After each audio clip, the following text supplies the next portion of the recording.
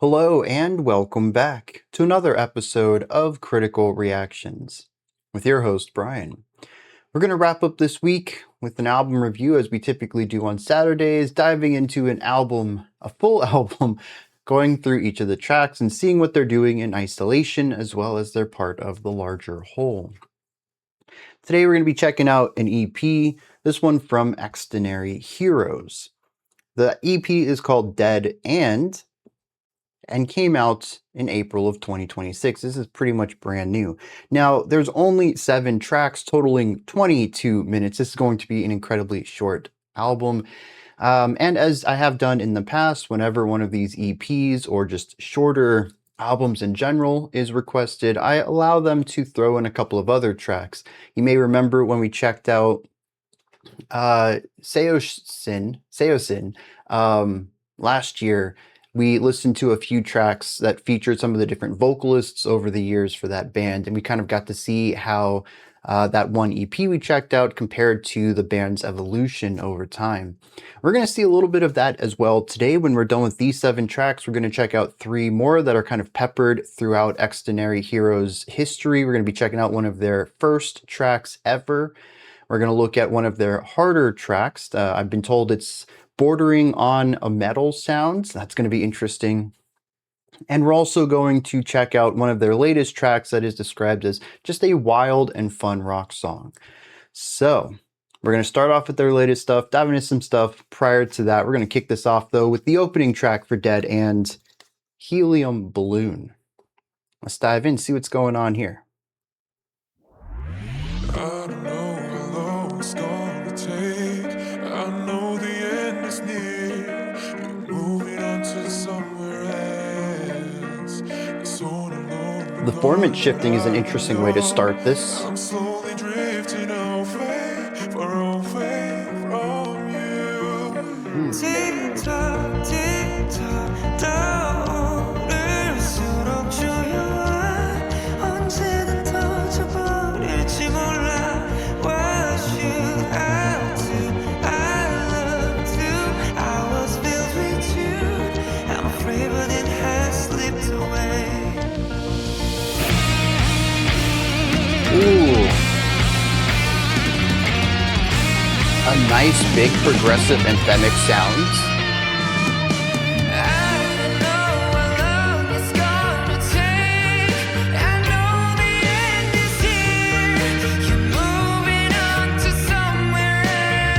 Nice bass-led waltzy movement here.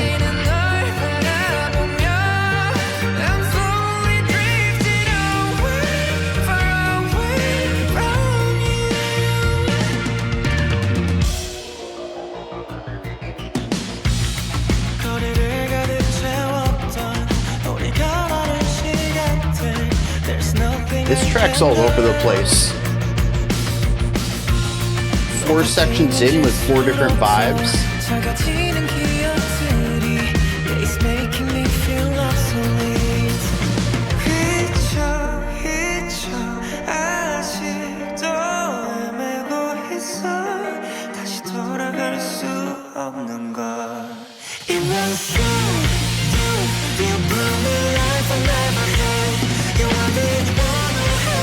So the big anthemic progressive rock section, but with digitized vocals, modulated vocals at least.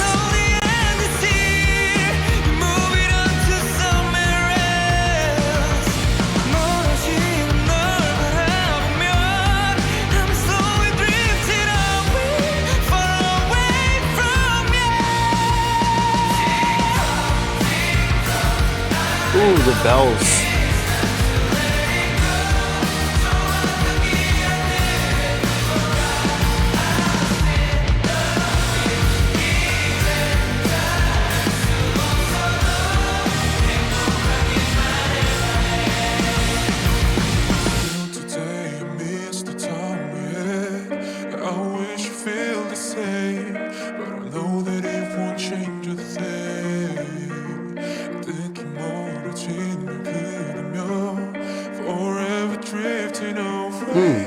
Even the, yeah, okay.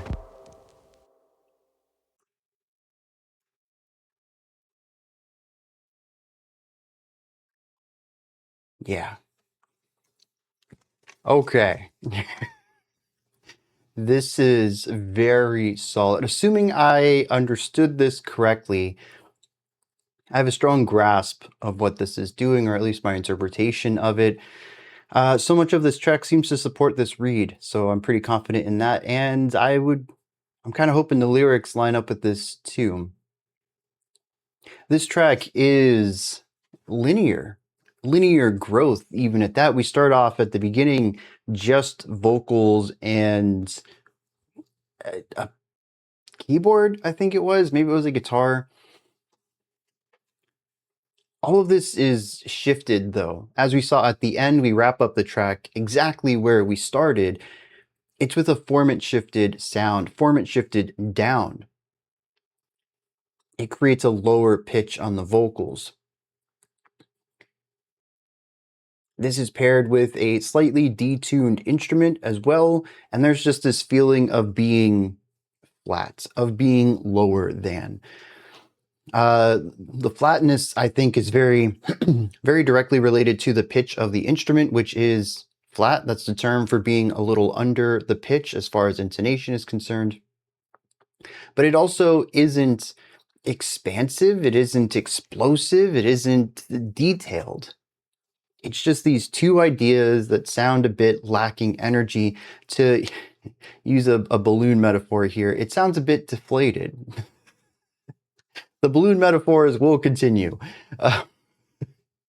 From here, though, we begin to expand the song. We shift from the formant shifted vocals to the real vocals of the vocalist. This brings not only pitch, but also energy. They don't feel flattened anymore or detuned. They feel natural, where they should be. This is already elevating it a little bit above where we were, but we are also going to be expanding the instrumentation as we progress through here. There are a couple of vocalist switch-offs throughout this. I can't tell where every single one of them is. This has been something that's popped up a few times. Hopefully, actually getting to spend a solid, I'm going to assume we have about 35 minutes of music today. Getting to spend so much time with this group, I'm going to be able to hear more of the nuances between their different vocalists. But given the little exposure I've had to this group and how much time is usually between my reactions to different songs from them, I still have a tough time telling all of the different vocalists apart. But I did notice a couple of different timbre shifts in here, and I think those were vocalist changes. Different vocalists bring different flavors to the mix. Some of them are a bit brighter, some of them are a bit warmer. I really like this. It allows the song to, once again, push higher, push larger, push more vibrant, push more brighter, in order to create something that feels higher up. This is where the balloon metaphor continues, because we are rising. A helium balloon rises.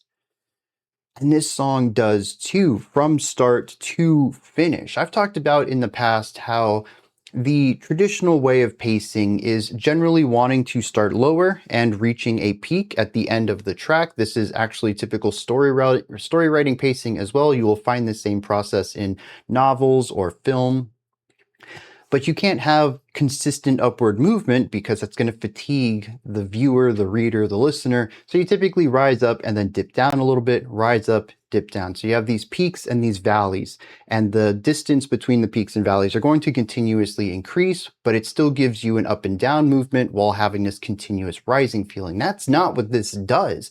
This song is just consistently rising. There are no valleys in this. Every new section is a new peak. That's because balloons don't rise and fall. Helium in a balloon just keeps going up. And this song does too, until we're towards the end of this track and we have the vocalist just belting out these massive notes on top of this huge what is that word? Composition, where there's so many layers, so many ideas. It's bombastic. I use the word anthemic here. It feels powerful, it feels large, it is bright, it's very much pointing upward. There's a lot of higher pitch ideas in here. There is nothing in the mix or in the production or in the composition that roots it or grounds it. This is a song about rising, about constantly pushing through until you reach your peak. And every single part of this track, from the structure to the timbral choices, the instrument choices, what sounds show up at what times, how the production influences that, such as the formant shifting at the beginning, it is all done to dictate this upward momentum. Also, the last balloon thing right here. I do find it interesting. It works thematically, but it is a helium balloon. But if you ingest helium or breathe in helium, it makes your voice all high and squeaky, which is the opposite of the formant shifting stuff that we got on this track. If anyone knows, is there a gas or an air that you can breathe that lowers your voice rather than heightens it like helium does? I'm kind of curious. Has nothing to do with the analysis. It's just I was thinking about this. There's got to be something that's safe-ish to inhale that can lower voices. Anyways, so we already talked about momentum and pacing, general growth in this track. It is also a song about change. This is what makes me feel that it is a song about pushing through, about improving oneself, because every single idea in this track is different from the one that came prior to it. It's about evolution, it's about alteration. You can't improve yourself without changing something about yourself. You can't get better if you're the exact same. That's just not how it works. Betterment implies change. Now, this song musically goes through some vast change. I think in order to 100% hit my idea about what the song is saying on a more thematic level, we might have seen more gradual shifting throughout this, but it could also be more of a vignetting of someone's life from one, key moment to another in their life. And so musically we shift around here, but there's also I talked about how there really isn't anything in the song that feels like it grounds it, and that's not true. The opening and ending certainly do. Part of this is the formant shifting, it's the down tuning, it's just a general low-end bassiness to the track that keeps it feeling rooted and grounded like a weight on a balloon. Okay, the balloon stuff's not over. But aside from that, everything else is about releasing these weights. It's about rising up and growing. And I think so when we see the structure of this track and how we jump from something that's minimal to something that's a bit more rock style now, then pushing that into progressive rock and anthemic, into almost a poppy, catchy hook, bringing up the bass, bringing in bells. There's each section here feels wildly different. And for a while, I actually got a little bit lost. Not so much in that I didn't know where we were because it was a straight line. It's not like we're dealing with any weird cycles or patterns or anything.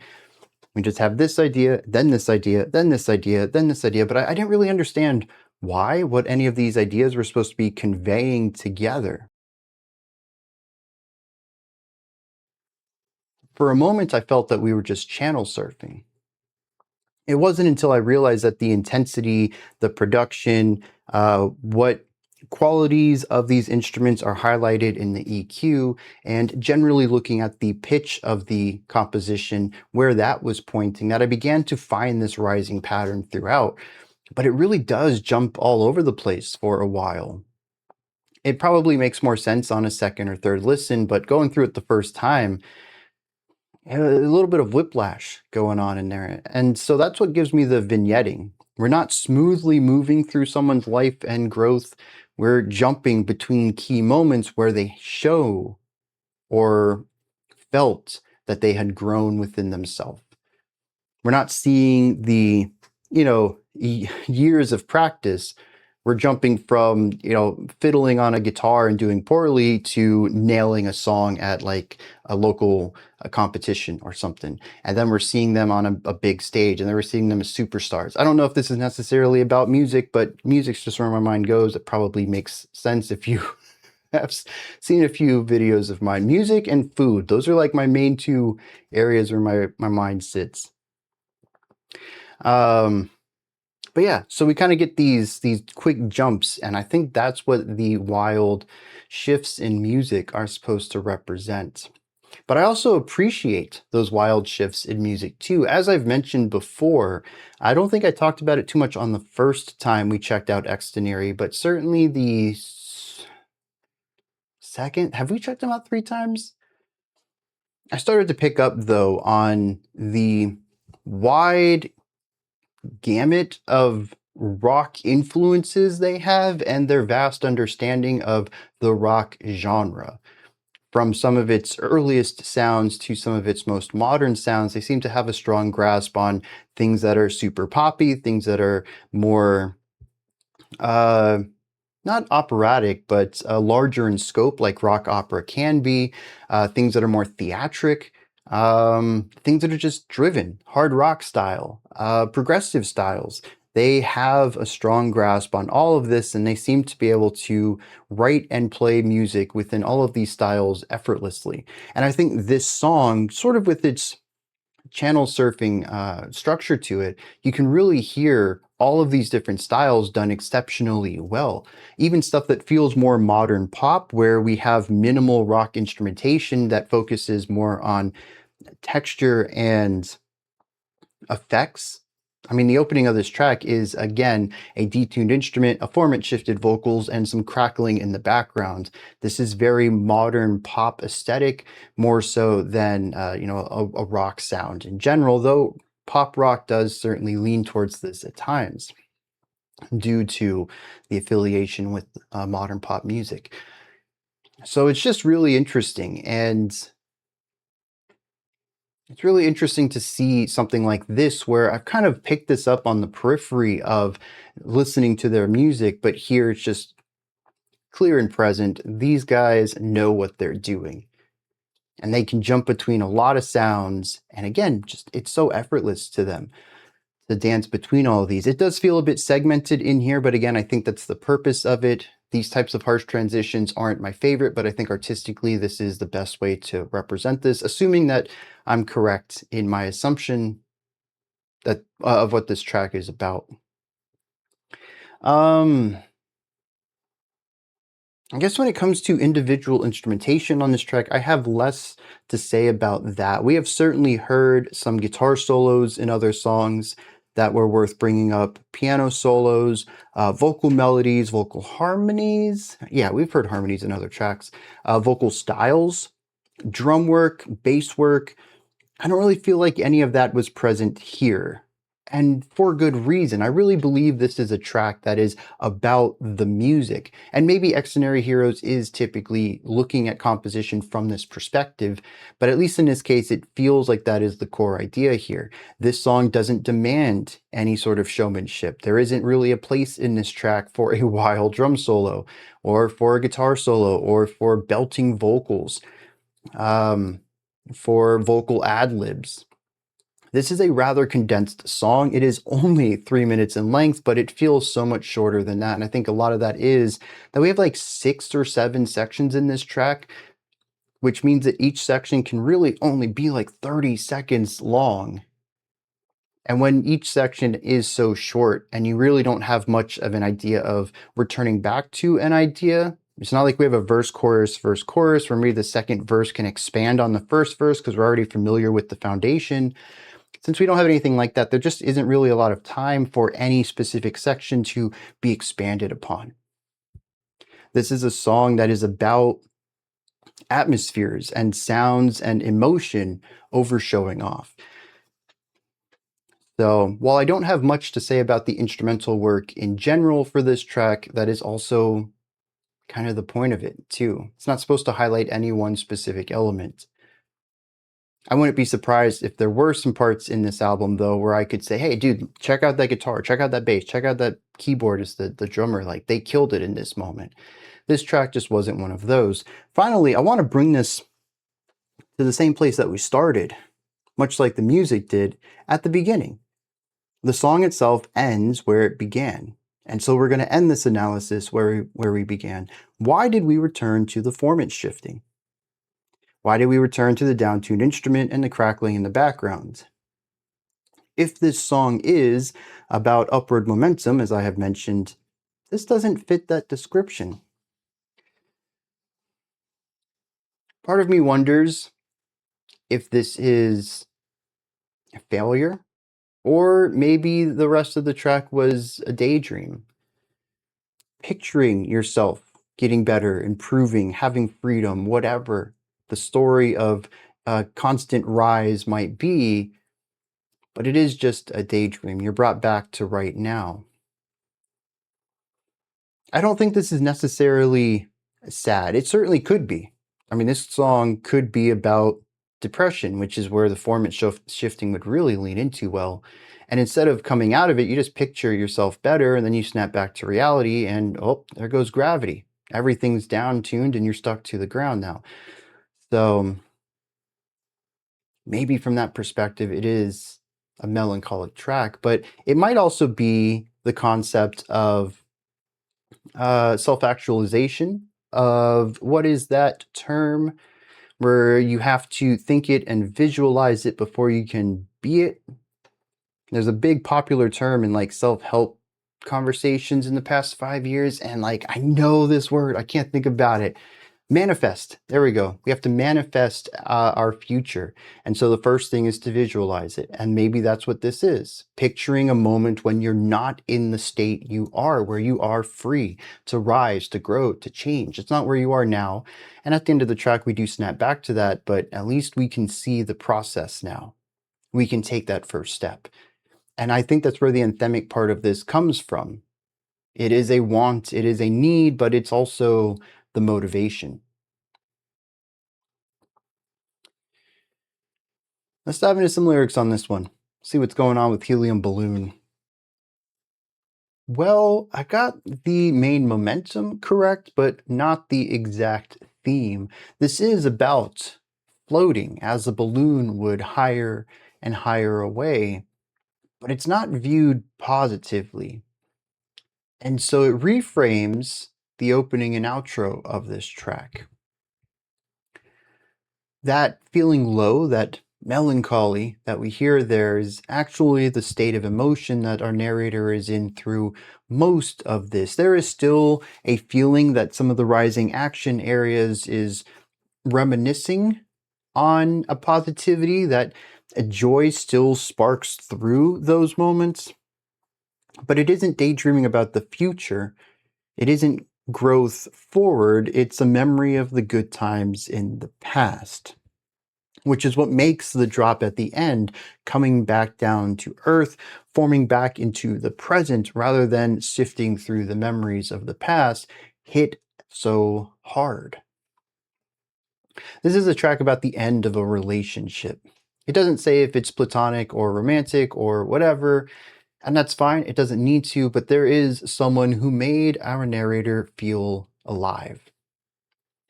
At one point, it says, "You blew life into me that I never had. You were the one who held me close in the storm." Our narrator felt whole, they felt complete, they felt safe around this other person, but the other person is gone. This is explained in the first verse, which is actually just the chorus with a slightly different change to it, which is interesting. It says, "You're moving on to somewhere else. Watching you let go of my hand, I'm slowly drifting away, far away from you." This idea of letting a balloon go and it just leaving. What kept it rooted and grounded in a place, protected from the wind, which might veer it off path or something. That person, which was the anchor, is no longer there. As I mentioned, the chorus is pretty much the same thing. The difference is we don't talk too much about the letting go. It's just about the drifting. It says, "You're moving on to somewhere else. I'm watching you drift further away, and I'm slowly drifting far away from you." The second verse talks about how in the past we were thick as thieves. We once filled the streets with the times that we shared, and there was nothing that we couldn't do. But now as I go higher, the memories grow smaller, and it makes me feel obsolete. And so coming back down in the final chorus, we have a small lyrical variant here. It says, "Today I miss the time that we had, and I wish that you had felt the same, but I know it won't change a thing. Longing for you who has become distant, forever drifting away, far away from you." It could be that this person physically moved.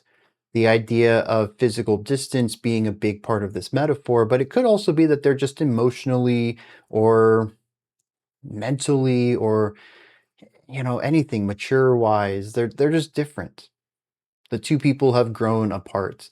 Maybe they don't like the same things anymore. Maybe their personalities clash in a way they didn't. There's a lot of good times that they shared, but there just isn't a future for the two of them anymore. And our narrator reminisces on the positive times of that while focusing on the melancholy of moving forward without this person in your life that you thought was going to be there for you forever. Yeah, like I said, it matches some of the energy that I picked up on in the music, but I had a intensely more positive take on what the narrative might be surrounding that energy. Next up, we have the longest track on the album, not even breaking 4 minutes, called Voyager. Let's dive in and see what's going on here.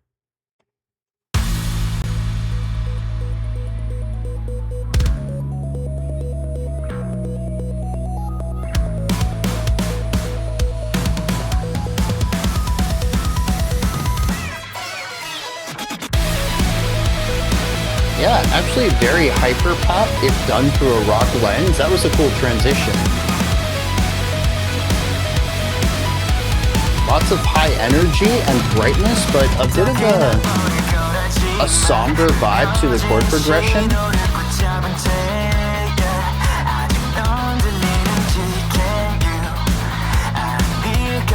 The compressed vocals here.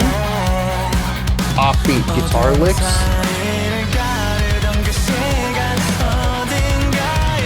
Massive bass kick sounds.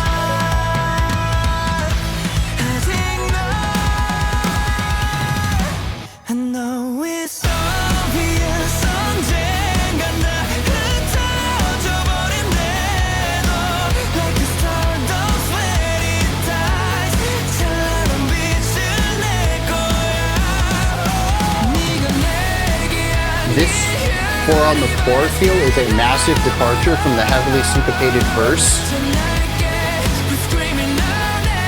We still have that fun synth line sitting in the background though.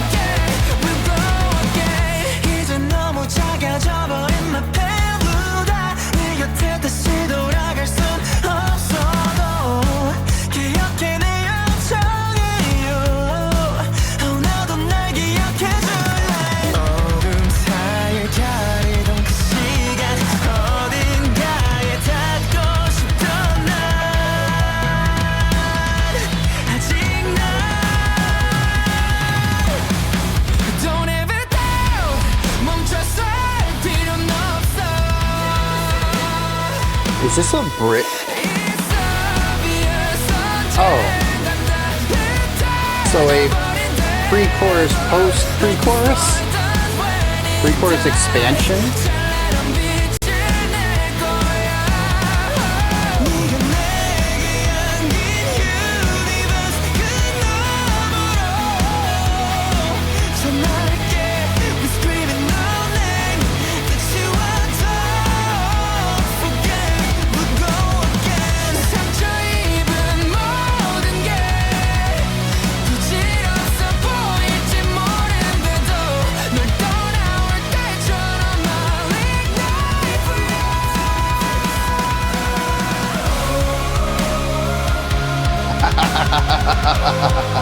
Okay. It's a very wide harmony here. Not note-wise, but production-wise. Short-lived, though.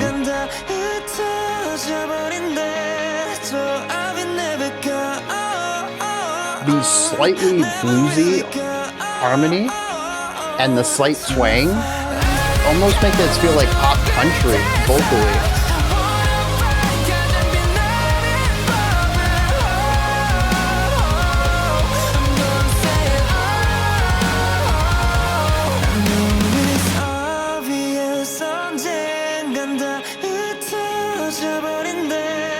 I think it's those vocal cracks too, a little bit of that yodel shifting.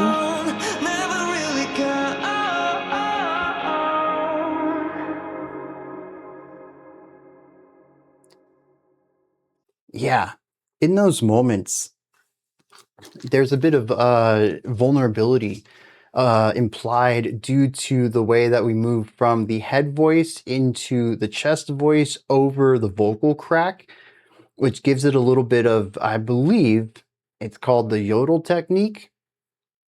You hear it a lot in yodeling, but it's still the name of that technique, I believe, even done outside of that. And to me, that's a very southern twang kind of thing. When I mentioned that there's a twang to the voice, I don't actually think he sounds like a country singer with the type of drawl that goes on in country music. It's more about the use of that, of transitioning over the vocal crack. And that to me feels very pop country.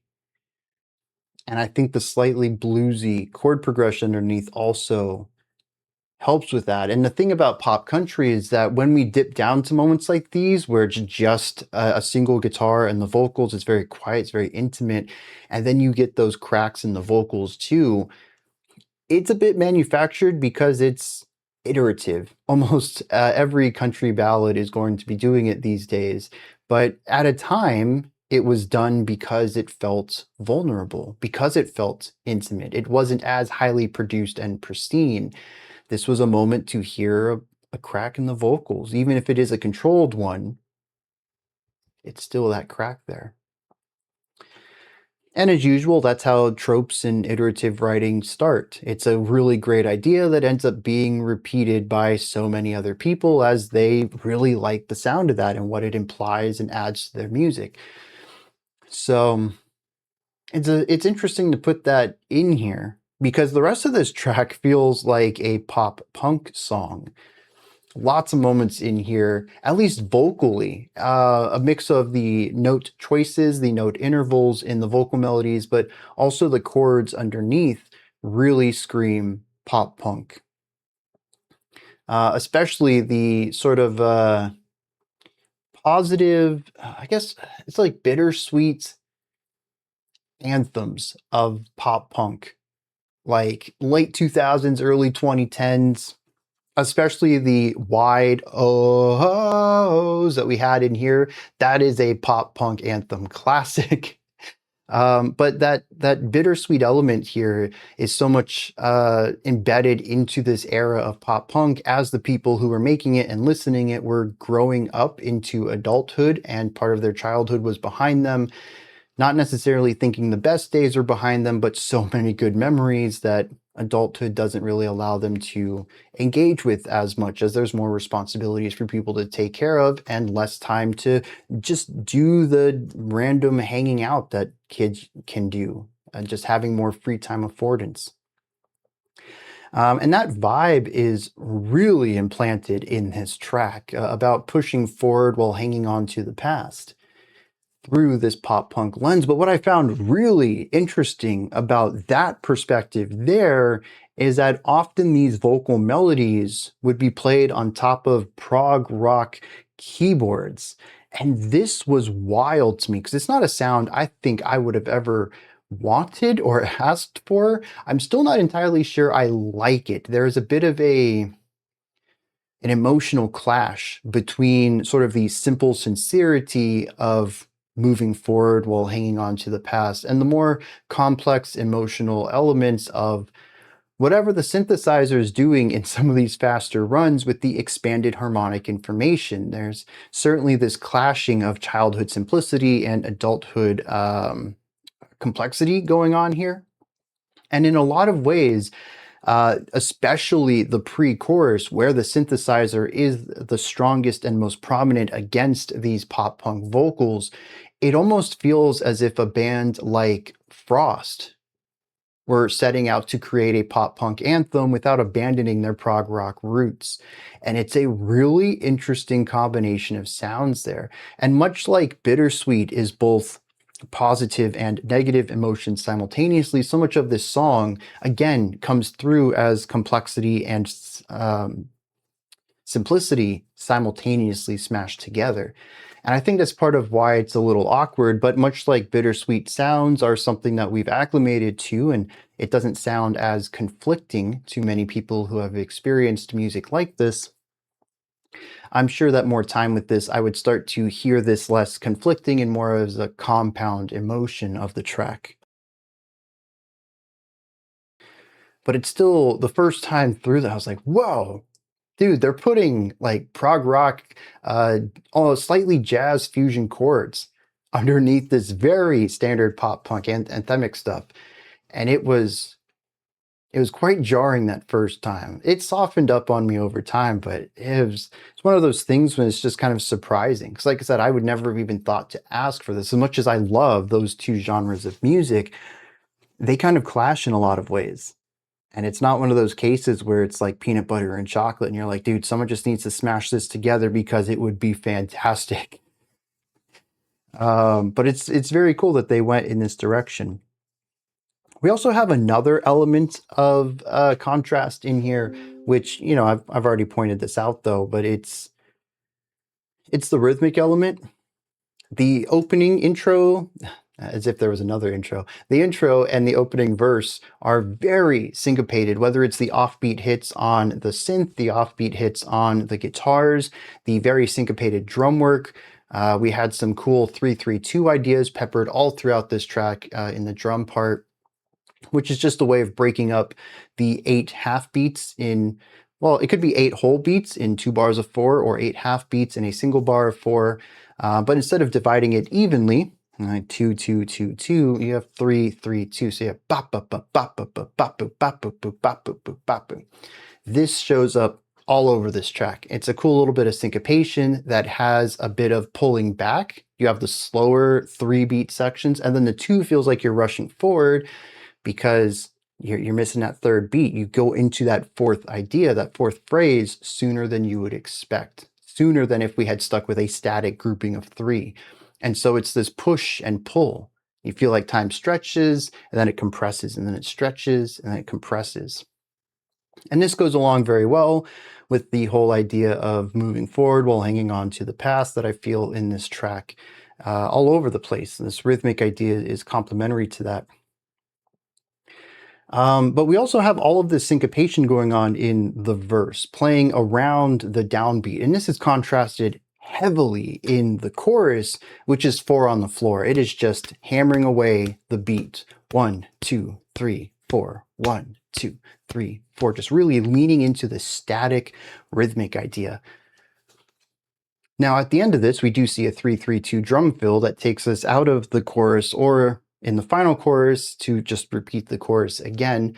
The drum fill doesn't change there, but it is primarily this 4 on the floor static rhythmic idea that contrasts pretty heavily with the dancey, fun syncopation.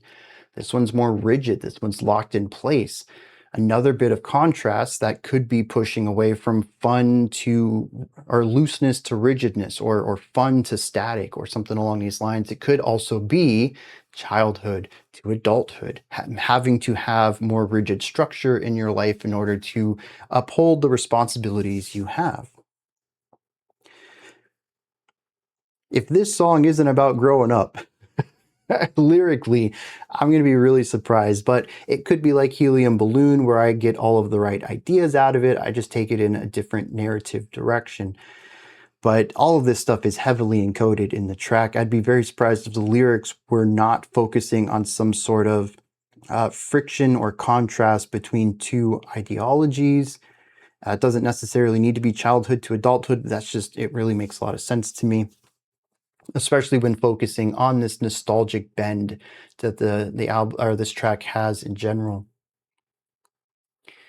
The synth on here killed it though. Talking about specific instrumentation, just runs all over the place, constantly playing eighth notes, really fast arpeggiations, and very high up in the mix too. You could almost always hear them regardless of what instruments were being played. We had some cool drum fills in here, some nice guitar lines too. The verse was filled with very catchy guitar licks. Lots of vocals around here too. We had the anthemic ohs in the middle of the track. That was fun. We also had a really wild post-chorus, pre-chorus, or like a pre-chorus expansion where we did a verse, pre-chorus, chorus, then a verse, a pre-chorus, Another pre-chorus, which was heavier. I thought it was a bridge, and then we went into the chorus. Can't say I've seen anything like that before. If I have, it just hasn't impacted me, hasn't left an imprint on my mind. It's a very interesting thing to do. I like it though. It changes things up, keeps me on my toes, and I'm always down for music that is not necessarily trying to trip me up, but make sure that I'm not bored. And this album so far has really ensured I'm not bored with it. All right, let's hit some lyrics on this one. Lyrically, this is about something like what I was talking about. Not necessarily childhood to adulthood, but the end of one aspect of your life and the beginning of a new one. It is the adventure of beginning something new, a new stage in your life while still remembering the old one. That's where the bittersweetness comes in. Now, this is done through the lens of space. The chorus says, someday everything will scatter and be cast aside like a star does when it dies. It'll burst into bright, brilliant light. The universe you held me in and beyond it, I'll convey with screaming our name. Even if the ends come, I won't forget and will glow again.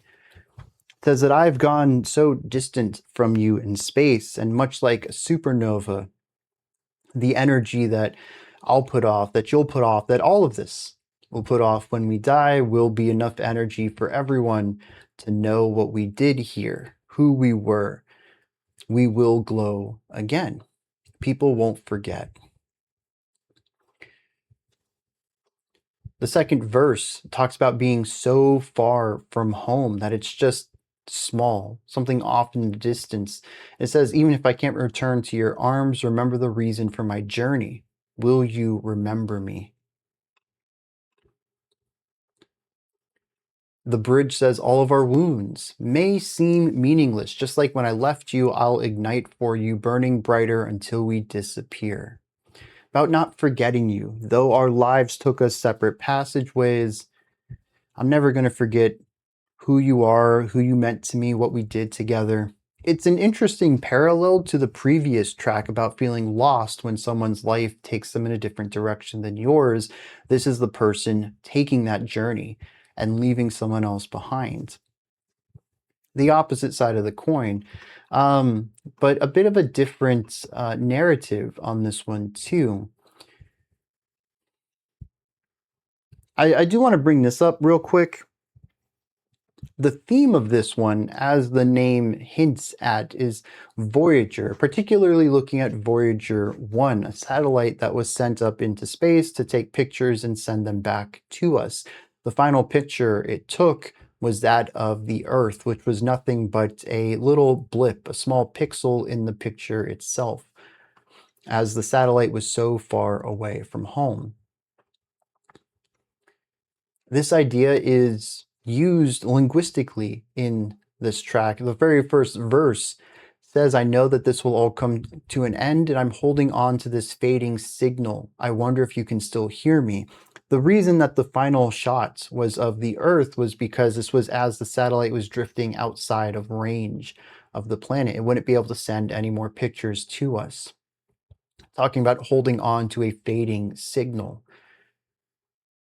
Now, the idea about the supernova, the star dying out and exploding, and its energy being used to form other things within the universe, that's not necessarily aligned too much with this Voyager satellite.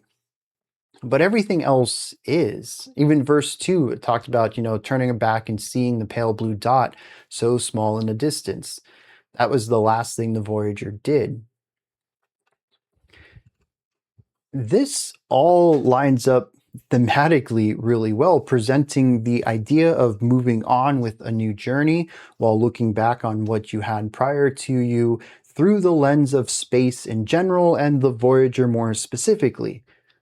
This lines up really well with the ways that the lyrics for the first track were written too, looking at an emotional arc, more generally about drifting away, and more specifically about a helium balloon floating into the atmosphere.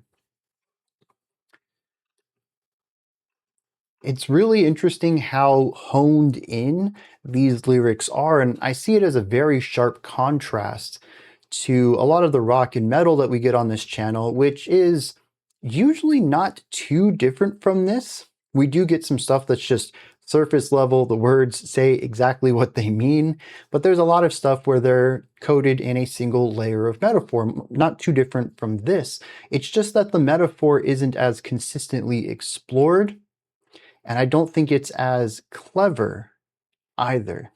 That's not to say that these are the best lyrics I've ever read. I don't think that well, it's only 2 tracks so far, but I don't think that they would stand on their own as poetry. I think that they're a little too stilted at times, and the language is some of the words chosen don't flow very well within the sentence. A lot of it makes more sense musically than it does as just spoken word. But it is still one layer deeper. It is a bit more honed and refined. I was reading these lyrics, and I read through them a couple of times. I went through a third time, and I was like, wait a second, there's a lot of depth to this, but there's precision. There is not a single line in here that doesn't seem to support both or all three of the emotion, the general idea, and the specific idea. And I think this is what happens when you have a lot of editors in the room. And it's something that I've talked about when it comes to rock and metal lyrics before, is that oftentimes I wish that there was someone in the room who would have said, no, this is a bad line, or this is a dumb thing to say, or this metaphor isn't working, or hey, we got to the end of the track and this final stanza just doesn't click. We should be rewritten. Oftentimes I get the idea that there's just the lyricist and then they write some stuff out and then they sing it. Maybe they go through a couple drafts on their own, but there's not really an editor in the room. There isn't a second lyricist or poetry writer who might be able to give some insight. It usually just is them, which really isn't too different from the guitar writing. Probably the guitarist comes up with a riff. If it's sick, you build off of it. There's not really much of an iteration process to a lot of DIY rock and metal bands. You just do what you think is cool and roll with it. And there's been plenty of instances too where, I've gone through a track's lyrics and the top comment is, hey, he wrote this 5 minutes before going into the recording studio because they didn't have anything, and then just sang it and now it's a hit. And that's kind of the vibe I get with a lot of it. So it's just really refreshing for me to listen to something like this where it almost feels like there isn't too much wasted lines. There aren't too many wasted lines. Everything is designed to fit into the larger ideas.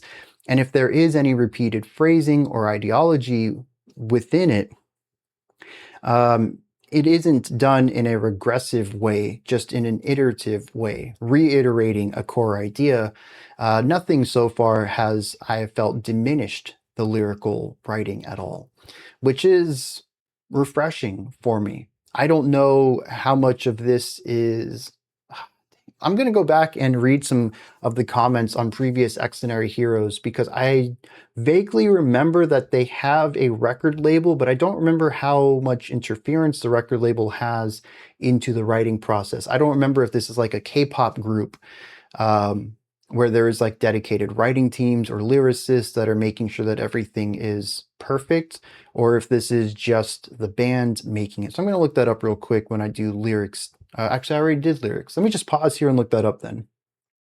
All right, and I'm glad I looked into this, though I did not find hard data about Dead and specifically. I did find the personnel list for Deadlock. There are 35 people who worked on this album. Most of the band members all worked on lyrics. So even within the band, there's a lot of overlap into probably editing and writing elements. It could very much be a case like the Beatles, where each song was specifically created by a specific person within the band, or at least originally envisioned by them. But it could be that it's more cooperative in this case, where maybe everybody just edits everyone's work, trying to create the best version of every bass line, every lyric, every melody, every texture. But beyond everyone in the band, there's still a lot of people outside the band who contribute engineering, mixing, mastering, recording, arrangement, composition, instrumental parts. There's keyboards, there's electric guitars, there's string instruments, there's acoustic guitars. There's extra vocal parts done by people outside of the band all throughout this album. But lyricist is probably the title that shows up most frequently in this personnel list. There seems to be at least 15 people here, maybe more, who have all worked on lyrics. Now, granted, this is just for Deadlock. Things could certainly have changed within the last 3 years, which led to Dead And. But when I'm looking at some of these individual tracks, such as Freakin' Bad, which was the second track from Deadlock, there are 5 people who wrote the lyrics, 6 people who wrote the music, and 2 different arrangers for a 3-minute track. There's a lot of cooks in the kitchen here. I think that's the right phrase. Anyways, this is both good and bad. You can certainly, 3 minutes is not a lot of time. You can certainly start getting in the way of people, but it also leads to immense refinement, as we can see in the lyrics of these last 2 tracks. Maybe there is a good middle point here, but honestly, I'm not seeing anything bad in this album in particular. There are certainly some pop songs where it takes 8-9 people to write a 2.5-minute song, and you can feel that the song's kind of going in a few different directions. And I think it's one of those cases where you might have wanted a little less people working on the project as a whole. But so far, I haven't reach that conclusion for this album. Everything just feels incredibly refined and perfected to a point of having almost no blemishes, for better or worse. I know some people really like rawness within their music. This is the exact opposite of that, and I'm enjoying it. Like I said, the lyrics are refreshingly concise in a way that I don't have the opportunity to praise as often in the music we typically listen to on this channel. So yeah, I'm excited to get to the rest of this, and with that said, let's dive into it. Track 3 is called the No Cool Kids Zone. I don't know how y'all feel about me. I feel like I belong in there. I don't know if I'm a cool kid. Let's dive in, see what's going on with this one.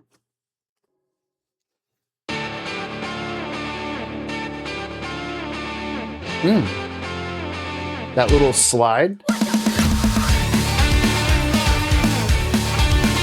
2 instances of vertical movement. I don't know why you're still here. This is no cookie zone. We hate some dumbers and a pretty face of player. So there you wanna come, you need to get permission. Oh shit! Don't you know, just get it up. No cool, get it at the top. Can feel you don't belong here, right? You just shoot off, now welcome right now. No cool, get it at the top. You smell like cookies, I don't lie. It's no cookie zone. I think no cookie zone.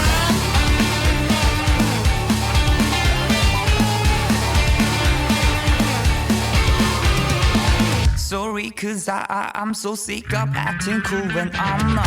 Oh, that little bass lick in the back. That was cool. Cookies, they always shine like the dark of my life. Oh, that falsetto there with the microtonal pitches. Don't you know, just get it up. No cool, get it at the top. Can feel you don't belong here, right? You just shut off, no welcome right now. No cool, get it at the top. You smell like cookies out of life. It's no cookie zone.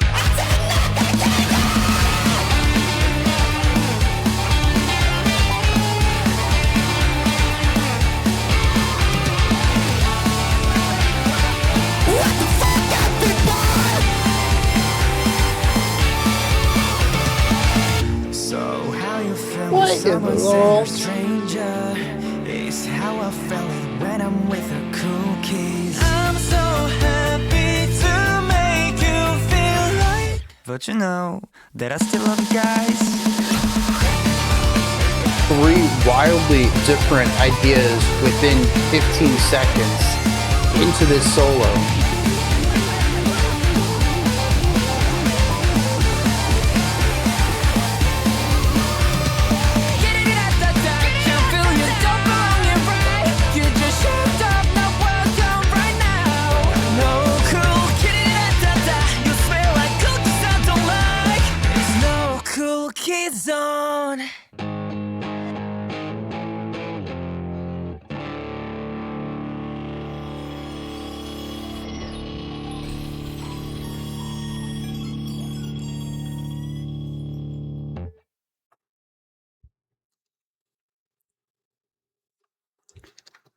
The bold statement to make when these cats are as cool as they are. And this song is oozing with cool. It is effortless, it is irreverent, it just is so often, jumps between so many ideas, and of course it is a punky alt-rock at its heart, something that reminds me of the fourth My Chemical Romance album, or maybe one of the later The Used albums.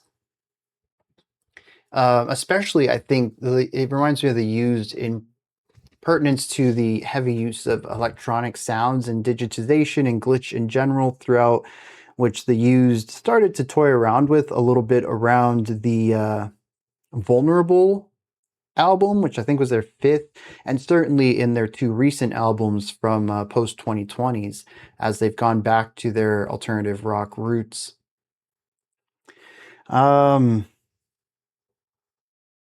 Yeah, this is just a cool track. This is wild. Maybe if they had made a song like Voyager or Helium Balloon called No Cool Kid Zone, which was a bit more, I don't know, mature in the writing, but this is just fun, cool, youthful exuberance, which is, I mean, what other way would you describe cool kids? It feels almost opposite in that regard. I am joking a bit though. This is just a really fun track. I enjoy the upbeat rhythmic devices throughout all of this song. I'm a big pop punk kid myself. I listen to a lot of alt rock, and I just compared them to two of my favorite bands. So, I enjoyed this one. This was a blast. But the rhythmic devices get it. There's also the harmonic part. This is really cool that the third track in a row, I feel a vastly different harmonic component to it, which fits within pop in general, particularly even K-pop. I feel like there's just a lot of exploration on albums in K-pop music that we just don't get too much of in Western rock and metal, particularly what we check out in a majority of this channel. So frequently when we go through an album, I'll kind of comment when we get to, the halfway point, closer to the end. My comments will be, well, that song was kind of like the others, but this riff was cool and that drum part was different. But like the general vibe of the tracks, they kind of reach a consistency, which isn't a negative thing either. If you go back and listen to some of my favorite albums of 2026, I do make the concession that a lot of the albums I enjoyed kind of just have a vibe for the entirety of their runtime. You really have to enjoy what they're doing on track one, because they're going to be doing that throughout the whole album. There's certainly a place for both types of album writing. But this one in particular just really stands out to me as an album full of diversity and contrast, where no two songs sound alike. And a lot of that comes down to the harmonic exploration that we're seeing within this album. Now, this song also plays around with electronic sounds a bit more so than the other two. They've sort of been on the outskirts of everything, but as I mentioned earlier, this one really focuses in on sort of a glitch-heavy idea. The chorus has it baked into the lyrical element, the vocals of it. But even right from the start, we had two ideas. I don't even know what kind of instruments to call them. Starting off on the right side, and then moving over to the left with a panning effect, while also having some wild sounds and textures coming out of that. There's just generally chaotic movement to this song, not particularly with the chords or melodies or rhythms. I think that the core rock band is pretty consistent on this track, but there are digital and electronic sounds that just kind of sit on the outskirts of this track that create a lot of chaotic energy. It's noise. Sometimes they are quasi-arpeggiating here, which is just rising and falling through the notes of a chord. But oftentimes, I mean, it's just sounds, man, and it gives the track so much forward momentum because we have the intensity of the syncopation within the riffs, the melodies, the drum work. All of this is driving a song forward, but there's also this electricity on the outskirts of this track as these sounds and textures, this electronic stuff helps to push the song forward too. And I think all of this comes to a head in the chorus where there is a glitch and distortion going on the vocal track itself, as if this energy and electricity is working its way towards the core of the song. Beyond that, there's also some wild vocal work that goes on. I think it was in the first verse. I don't think it popped up again, but the vocalist would sing their line and then there would just be like layers of voices. I don't know if they were singing or doing spoken word or what, but I could make out words, maybe just layers of them all over the place. This was a wild way to kick the track off and immediately leaned into this chaotic direction. And then, of course, going into full pop punk sound in general is just a great way to take that energy and push it forward, as pop punk is generally a type of music with a lot of forward momentum that does well with the instrumentation that they're already playing around with. So, yeah, the whole digital side of this track is cool. And I think that there is, well, we had the heavy vocal distortion in the bridge somewhere. Maybe it was the second verse.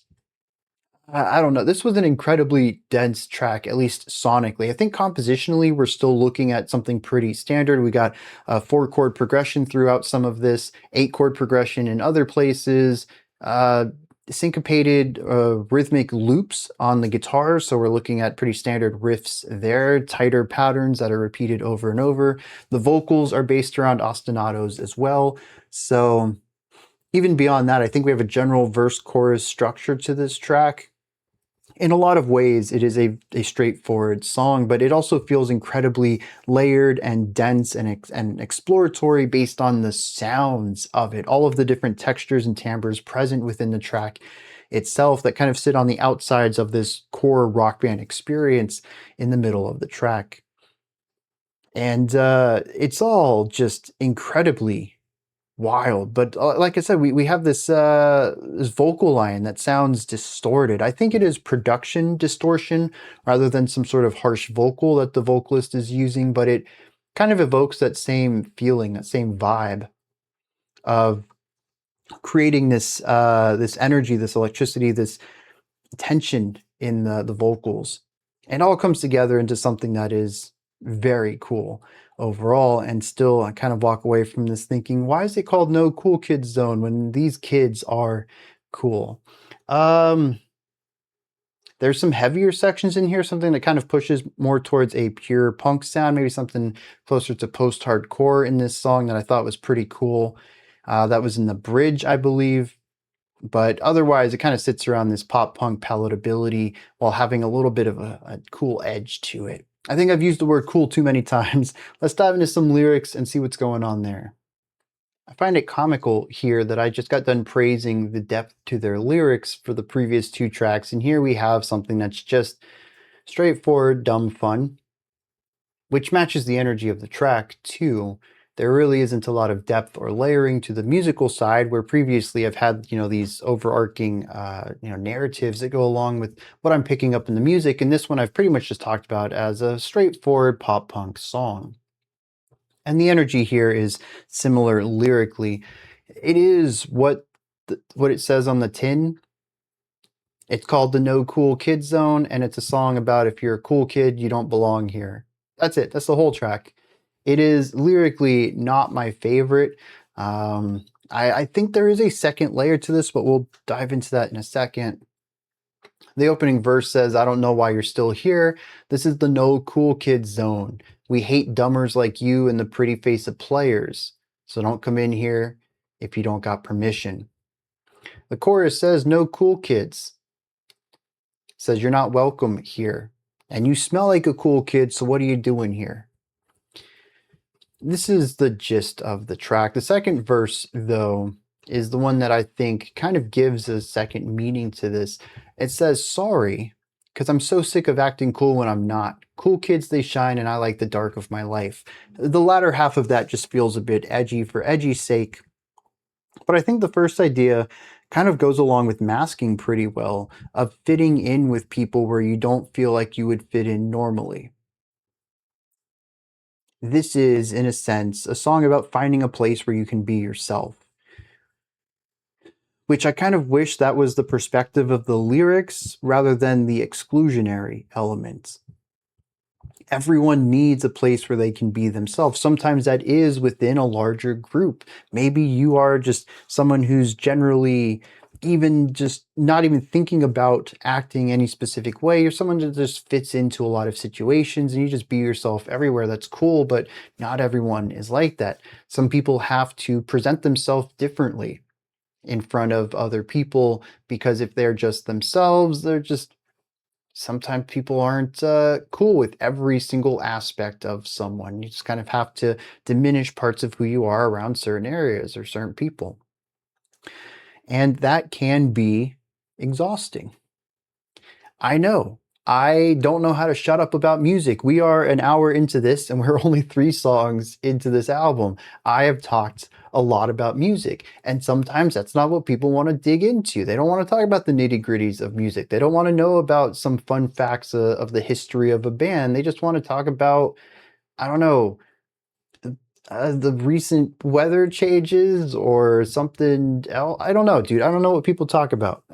I'm not good in social situations unless people are interested in music or technology, things that I love to chat about, but can certainly talk too much about. So I end up doing masking myself when I'm in social situations. And it's nice just to have a place where you can be yourself.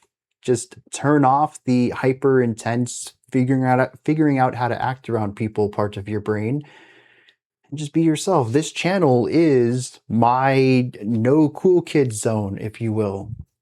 The place where I just get to be myself. And like, I love that message, to create a space for yourself to exist freely. I'm just not a big fan of the way it's framed. And it may seem like syntax to some of you, but I don't know. It doesn't click with me very well, and I wish that this verse 2 was the main angle of this track, was just needing a place to decompress, to be you with people who you enjoy being you around. But that's not the angle they wanted to go with on this track, and it just ends up feeling a bit immature and edgy, which kind of fits that pop punk vibe a little bit, where it's a very soft edginess. And I think from that perspective, it works well.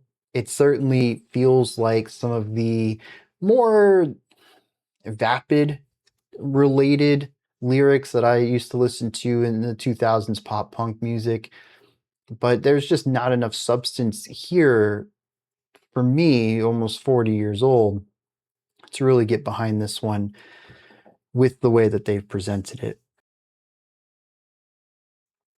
All right. We have 2 more tracks we're going to listen to with just audio, and the final 2 tracks we're going to check out some live performances too.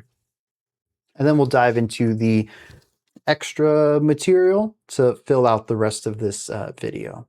This one's called Hurt So Good. Let's dive in.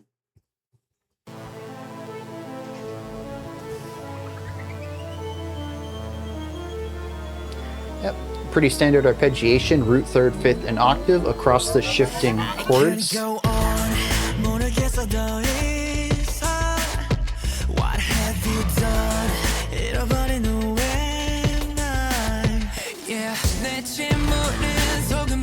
Yeah.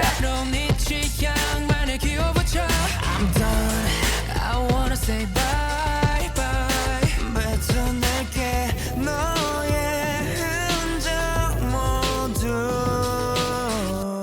Sort of like a dark quasi. I was gonna say quasi R&B, but we've shifted into hard rock here.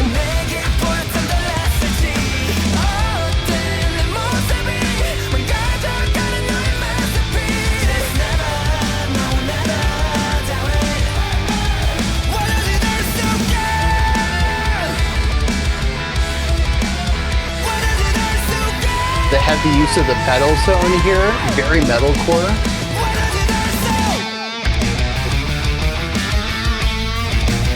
Very funky. Funky chord to use with this.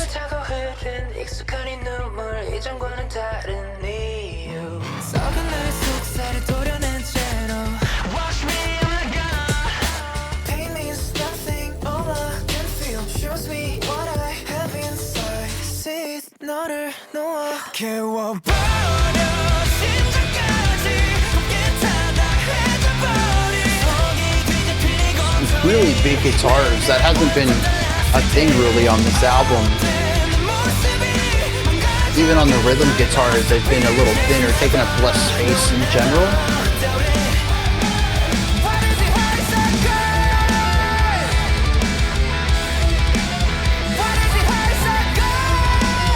This is the second song, really, third song, really wild bass kick production.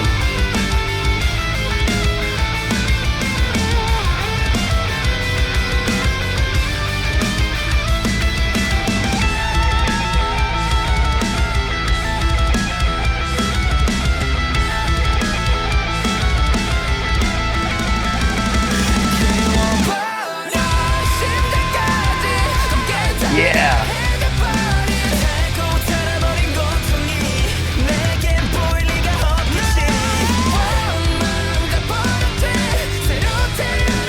The side vocals are overshadowed by the guitars. I wish they were brought up a bit.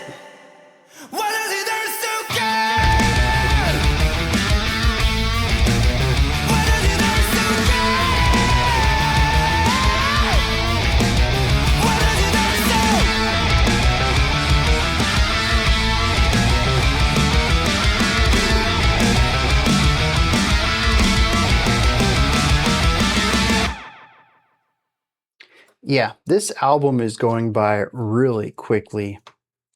It is just a joy to listen to. And a lot of that is because it is very iterated upon and iterative itself. This is definitely taking sounds that have been created and refined over decades and putting in somehow even an even cleaner coat of paint on them.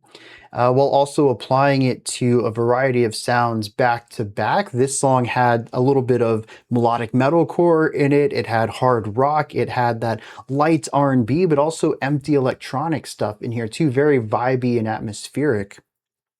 And kind of not really clashing them together. I do think I would love to hear these guys absolutely try their hand at creating new sounds, but they are smashing these ideas back to back in ways that I've never really heard before.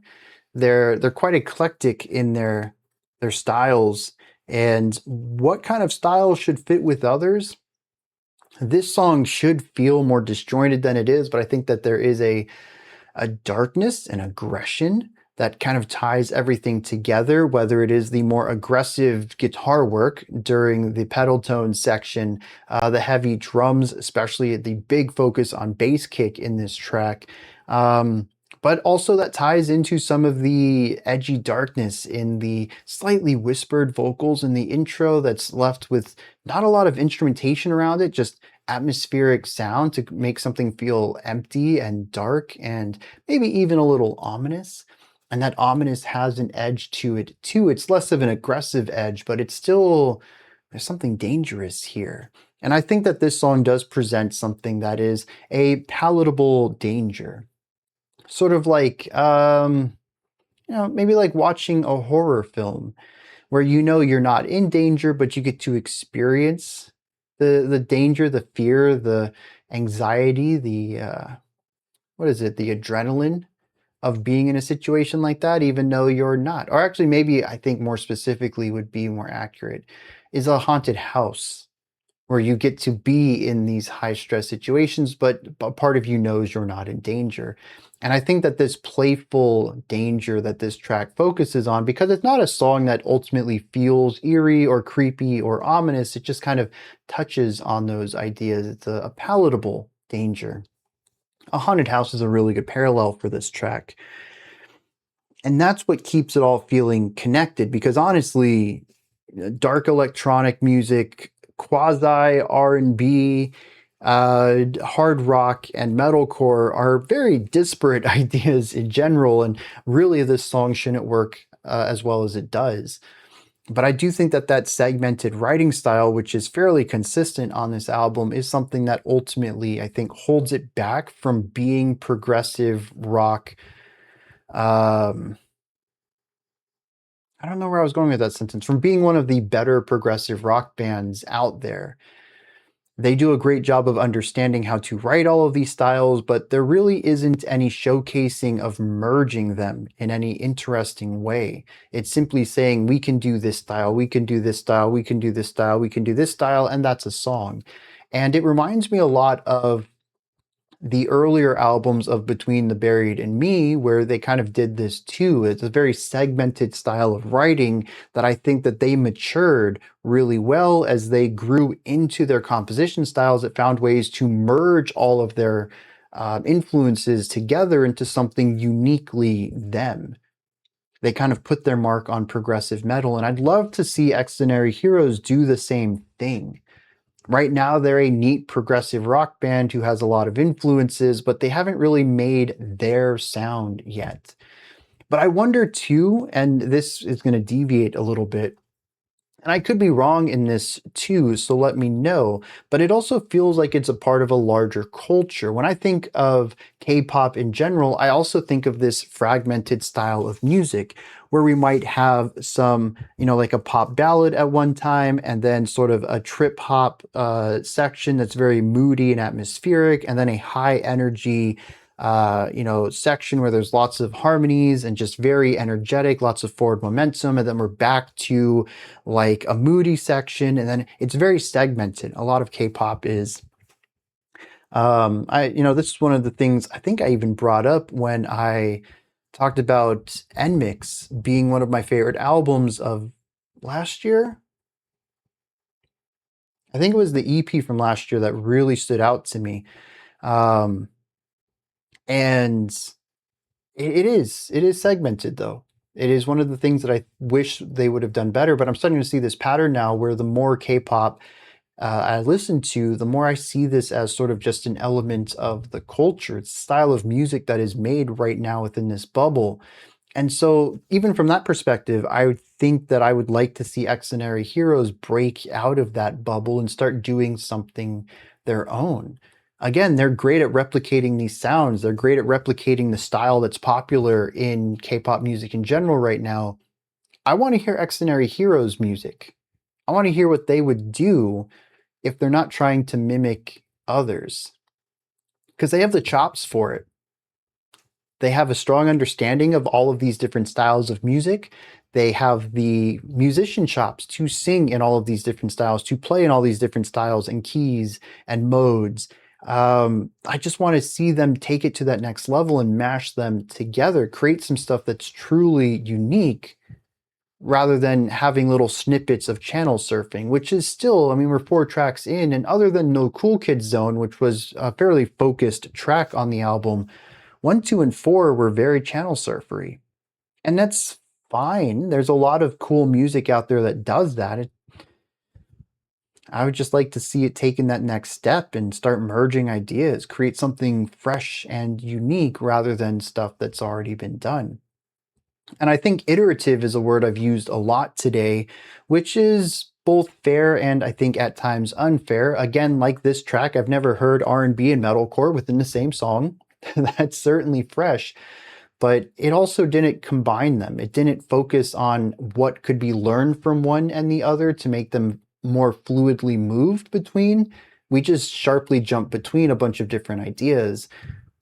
And that's not usually my cup of tea. I find this to be interesting and electric, and I might listen to the album another time. I think that there's some stuff I could enjoy out of it, but I don't see it being something that I endlessly turn on where every day I'm looking forward to spinning the album one more time.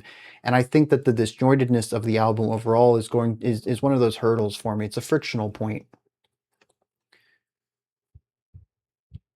Otherwise, I think this song is really interesting because it showcases some of the most instrumentally focused sections. There's a lot of parts in here where we have memorable guitar riffs. We have a full keyboard solo that's distorted and almost sounds like a guitar in the first half of it.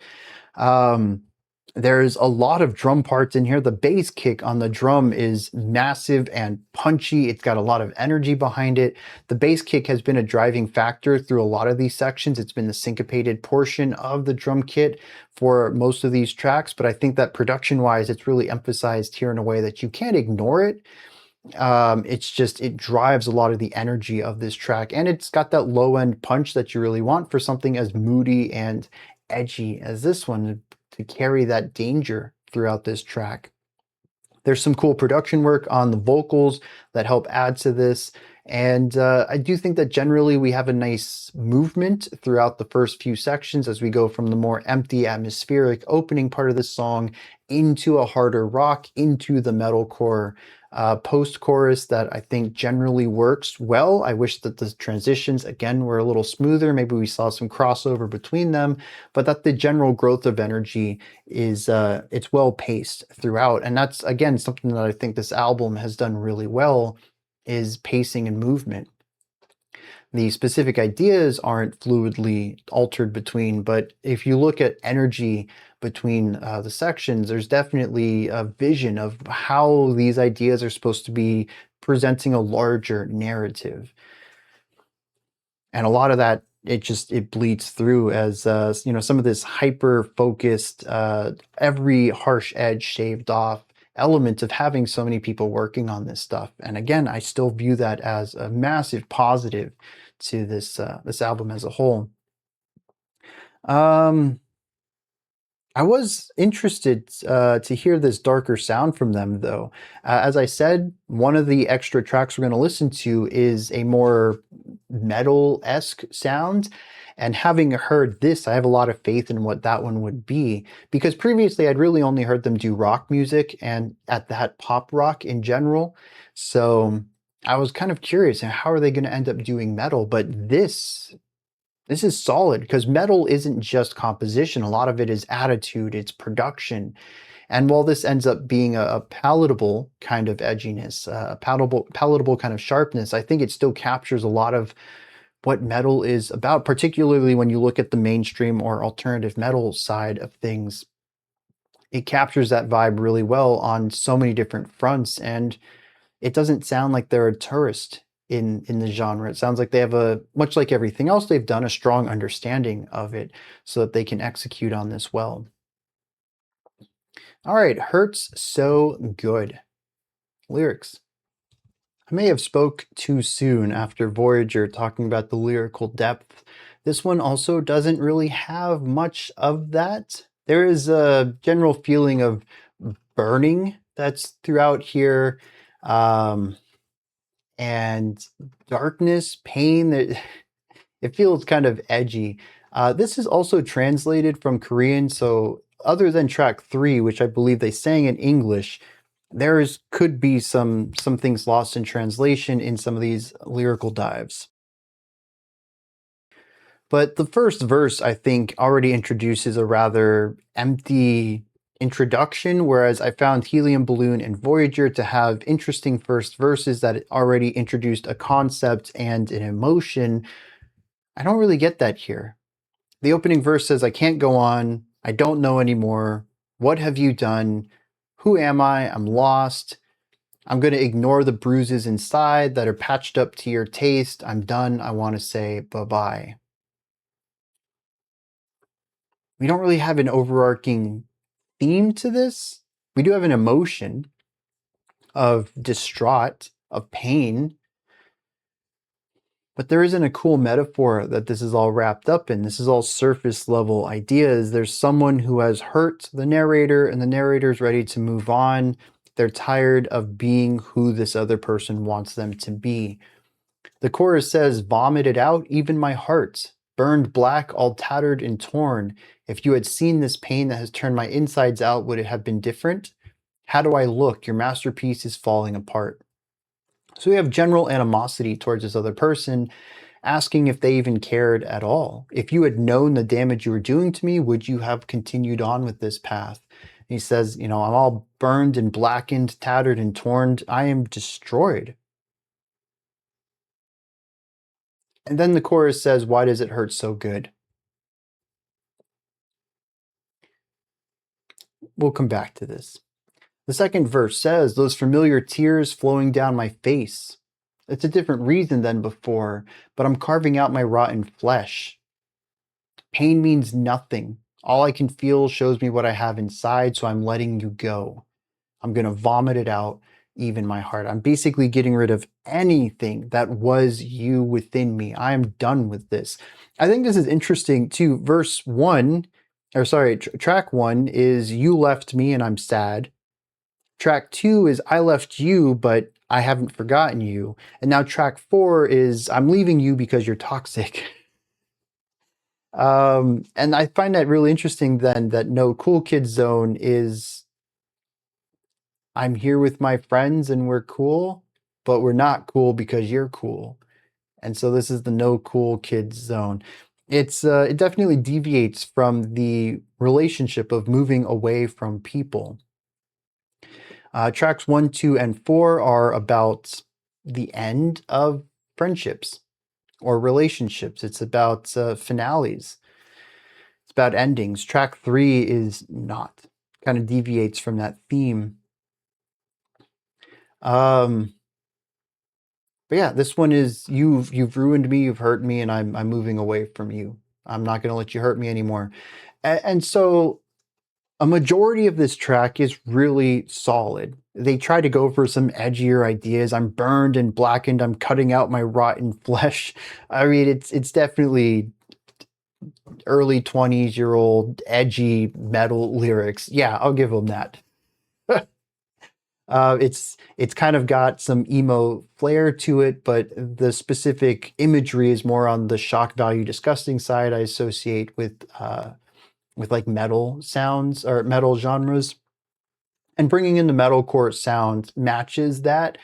Again, it's interesting to pair that with some of the sounds of the verse in the intro, but it kind of ends up working really well. What I don't hear in the music, though, is anything anthemic of moving on and becoming better because you're getting rid of this element that's holding you back. But I still have no idea about this. Why does it hurt so good? Nothing else in the track indicates that the pain of being around this toxic person feels right. At the very least, I think I could read it as an element of sticking around.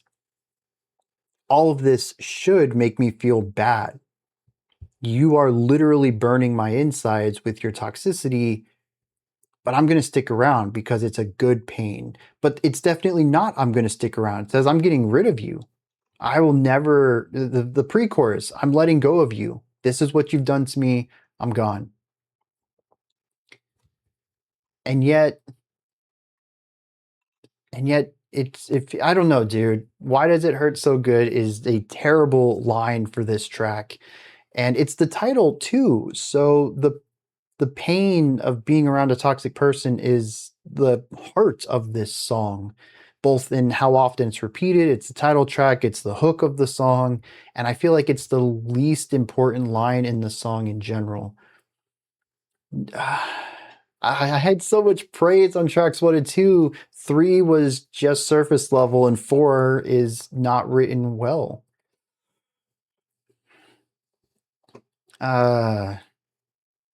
What happened? Can we go back to the writing of the first 2 tracks? That was so good. Track 5's title is not, as the kids would say, it's not giving. Rise, High Rise. I'm not getting hope from this that the writing's going to be strong. Let's dive in though, see if they can turn my expectations around.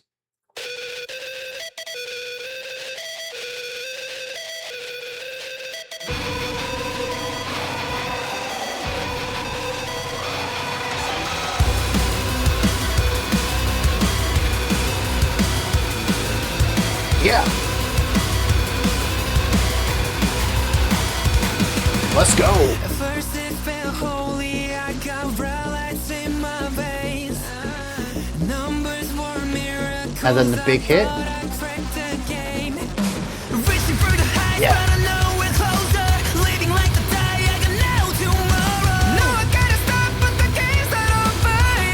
New metal with very poppy lyrics.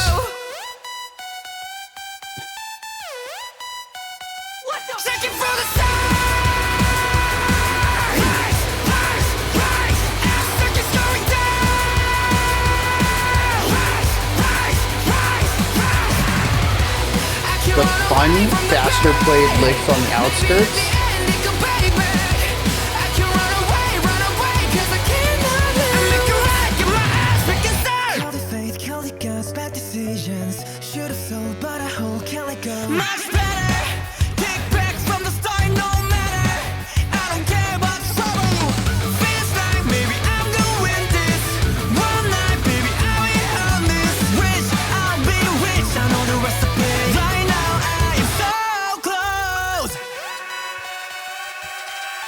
Kesha, that's what that reminds me of.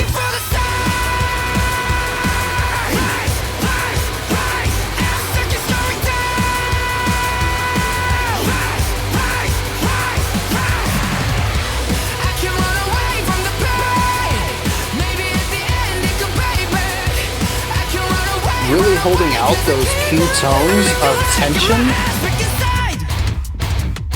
Yeah, lots of energy from the vocals.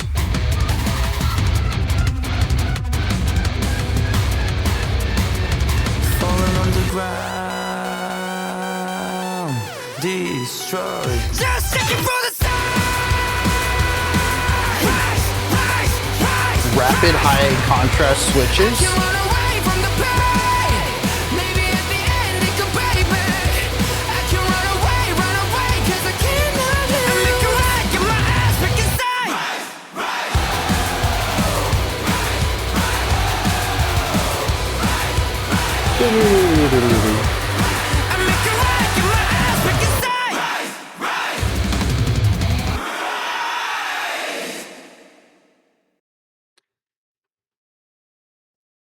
It's a fun track.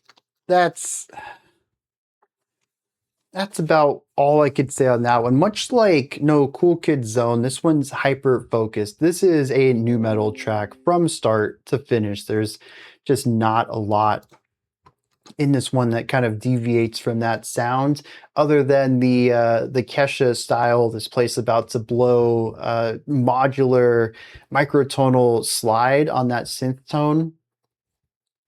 It also creates a cool little rhythmic device within it after it hits the note, just kind of like beeps on it for a little bit before we have another slide or a note pitch, a pitch change. It's a fun little section. It definitely builds energy. It creates that simmering water ready to boil over, which it is frequently used right before the chorus to get us into the big energy section. So again, a really strong element of potential energy exploding into kinetic. But it's also the only place that there's really any keyboard or synth work on here. I feel like this is a song built for the rock band. There's definitely guitar licks in here, big guitar riffs. The bass is punchy, doing the pedal tone at the low end. The drums are big all throughout this Anthemic song. Lots of syncopated bass against the 2 and 4 snare accent. Just very driving bass work, drum work. And the vocals are electrifying. Full air support, full projection. The sound is placed at the front of the mouth. It's very electric, and it's just loud. The pitches are high. The sound, the volume is big. Like, this is electric vocal work. This is exactly what you want for anthemic rock music. or nu metal in particularly, sure. The guitar riffs are mostly based around textural ideas and rhythmic ones. You have the punchiness of the guitars. They usually sit around 2 or 3 low end notes, and that's it. You create something cool out of that without creating a memorable melodic line. This isn't like a normal metal riff. Nu metal is all about vibes. It's all about textures and rhythms and atmosphere. And that's what we get through a majority of this track. Rising and falling energy. The melodic parts, the things that you're most likely to remember, are the vocal melodies and that one synth line that is incredibly infectious. But it is incredibly straightforward too, which I suppose makes sense as it is the shortest track on the album. It's not even 3 minutes long. There's just not a lot of time to sit in anything or develop anything. As short as the songs have been on this album, 2 minutes and 50 seconds is, we listen to tracks where intros are longer than that on this channel. This is such a condensed sound. To have 2 verses, 2 choruses, a bridge, and 1 or 2 choruses to wrap that up at the end, there's just not enough time to do anything. So hyper intense vibes over melody writing, it's the way to go on this one. I don't have a lot to add to it. Y'all heard this track. There's some cool texture stuff on the outskirts that I'm sure one of the keyboardists did, but otherwise it's a straightforward nu metal song with an interesting melodic synth line to it. I'm not a big fan of the bridge. I don't know what could have been done there, but the super contrasty, rapid back and forth. We were high and then we're low and then we're high and then we're low and then we're back to being high. In 5 seconds for each of those, the intensity is just rapid fire switching. That felt very jagged to me in a track that I thought otherwise controlled its pacing really well. I wish we had done something else there. Maybe something unique rather than bouncing back and forth between ideas we had already had. It just fell a bit flat for me. But as far as casually listening, this was a fun track. This is something I could imagine putting on in the background and just jamming to. But as far as like intently listening for my sort of analytical listening process, there's just not a lot to dive into on this one. It's very surface level, and I'm sure what I got out of it is probably pretty similar to what you got out of it. Especially if you were bouncing around and dancing to this song, head bobbing, or whatever you wanted to do to it, because I feel like at the end of the day, that's primarily what it was aiming for, at least on the musical side of things. All right, the first verse is basically just about pushing past a limit, knowing that you've made progress, but you've got to keep moving on. It says, first hit felt holy. The numbers were miracles. I thought I cracked the game, reaching for the highs, but I'm nowhere closer. I got to stop, but the game's not over yet. Okay. Pushing past the limit, seeing if you can be better tomorrow than you were today. That's actually not what it is, though. The second verse and the chorus. Let's just start with the second verse. I should have sold, but I hold. I can't let go. It's much better than kicking back from the start. Rich. I'll be rich. I know the recipe. Right now, I'm so close. The chorus says, rise, rise, rise. I'm stuck and it's going down, but I need it to rise. I can't run away from the pain. Maybe at the end it could pay back, but I can't run away and I can't lose. The idea of selling or holding, of sticking to your guns and making money and wanting things to rise up. This is a song about gambling. More particular, it's about gambling with the stock market, I believe. But there's this addiction that's present throughout this track of needing to do this. There's also the high risk, high reward element. We're not talking about putting investments into stocks that are guaranteed to rise, safe investments like S&P. We're definitely talking about high risk, high reward investments here. Says sometimes it goes up, sometimes it goes down. Says that he feels like he's figured it out, but sometimes it doesn't work out. He's just got to keep pushing through this and hope that it rises. And honestly, I thought Hurt So Good was going to be my least favorite lyrical track, but this certainly takes the cake. I don't think anything can top this. I'm a pro gambling track on Xdinary Heroes. That's just wild. Especially since the stock market is basically just a showcase of how well the wealthy are doing. So wanting that to go up, sure, there's personal investment here. He's making money too, but I don't know. It's just it leaves a real sour taste in my mouth to hear them sing a song about this. Kind of don't want to push forward with this album now. There's very few tracks that I listen to, and I'm like, you know what? That's it. I'm done. I can just quit here, and I'm fine. And this is one of those rare cases. I see no merit to having a track like this. There's no secondary layer. There's nothing in here about betterment. There's no metaphor in here. It's just, I have stocks and I want to be rich and I want them to go up. And like, cool, dude. You've had some cool tracks on this album though. You've explored some neat ideas. Why this? What's so important about this that it needs to be on an album that's explored these cool themes through neat metaphors? At least the first two tracks had neat metaphors. Does anybody else feel this way? I mean, the music is fine. It's a cool track. These are cool kids after all. This should have been left on the cutting room floor though. At least personally. If I ever listen to this album again, it would be with this track cut out. I don't know. Maybe I'm being too harsh on it, but I just have such an aversion to this topic being sung about this way and sort of glorifying the gambling element of it. I think it's one thing to sort of reference card games and gambling, especially if you want like a Western vibe, but the glorification of gambling is, I mean, it's such an epidemic well, at least in the West. In America, it's getting real bad. I don't know how bad gambling is in South Korea. I'm pretty sure is where Xdinary Heroes is from. Maybe it's less of an important topic over there. Could just be a culture thing, but yeah, this is just a real sour taste left in my mouth.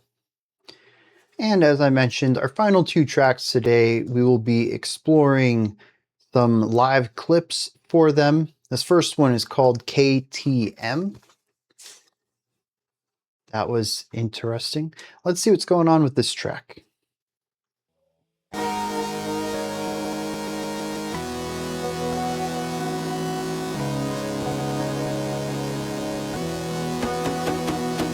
Never tell you out loud.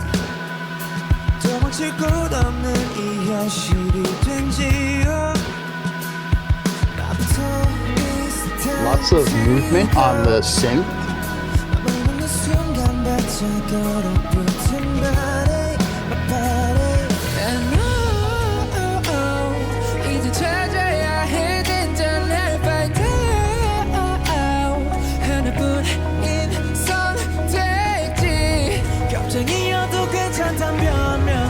실패도 잘하는 걸 영 너를 알아냈어 니들이 더 미스게 Someday you burn me out alive 타락한 나공과 책임이 싫어 Don't let me kill my mission Okay, and the expansion on that idea. Just let me kill you loser 양물고 결심하고 이겨낼 수 없다 자칫불안 끈덕지게 맘에 들러붙어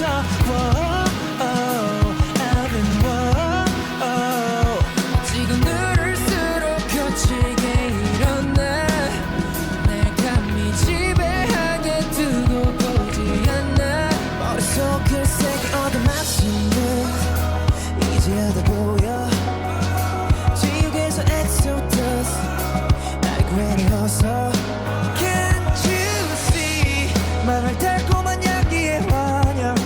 천국의 탈을 쓴 채로 거짓으로 꿰어내 갖고 노는 misfit ego Someday you burn me out alive 타락 끝나고 온갖 책임이 싫어 Don't let me kill my mission 깨끗한 모든 걸 Just let me kill you loser Don't let me kill my mission Don't let me kill my mission 흔들리지 않아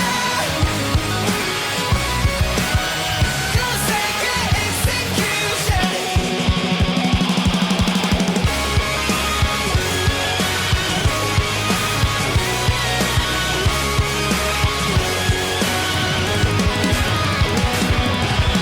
Don't let me kill my mission 깨끗한 모든 걸 Just let me kill you loser Oh,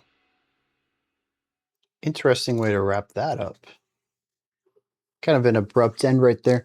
So we have verse, chorus, solo, half chorus to wrap that up. It does feel a bit condensed there at the end of the track. Generally, though, I enjoyed this. It once I picked up on this this trope in there, though, I did kind of chuckle. I was trying to figure out what about this song felt so familiar, and I do think that there is a strong, like, classic rock anthem sound to it. And of course, you know, once we got further into the track, the guitar solo, the synth just going off, the drum part, a little bit of it was more modern than the classic rock anthem would have been. But even in those sections, I was like, there's still something undeniably like an arena track right here, just something to bring an entire massive amount of people together. And when I figured out what it was, I kind of chuckled. It's the stomp stomp clap. Doom doom ka, doom doom ka, doom doom ka. That is all over this track.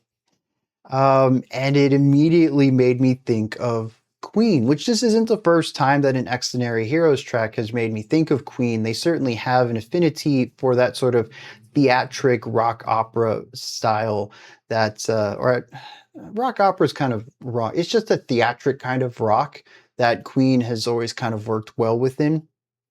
Not all of their songs lean into that direction, but certainly some of their more popular ones. And yeah, Xdinary Heroes certainly channeled that energy here.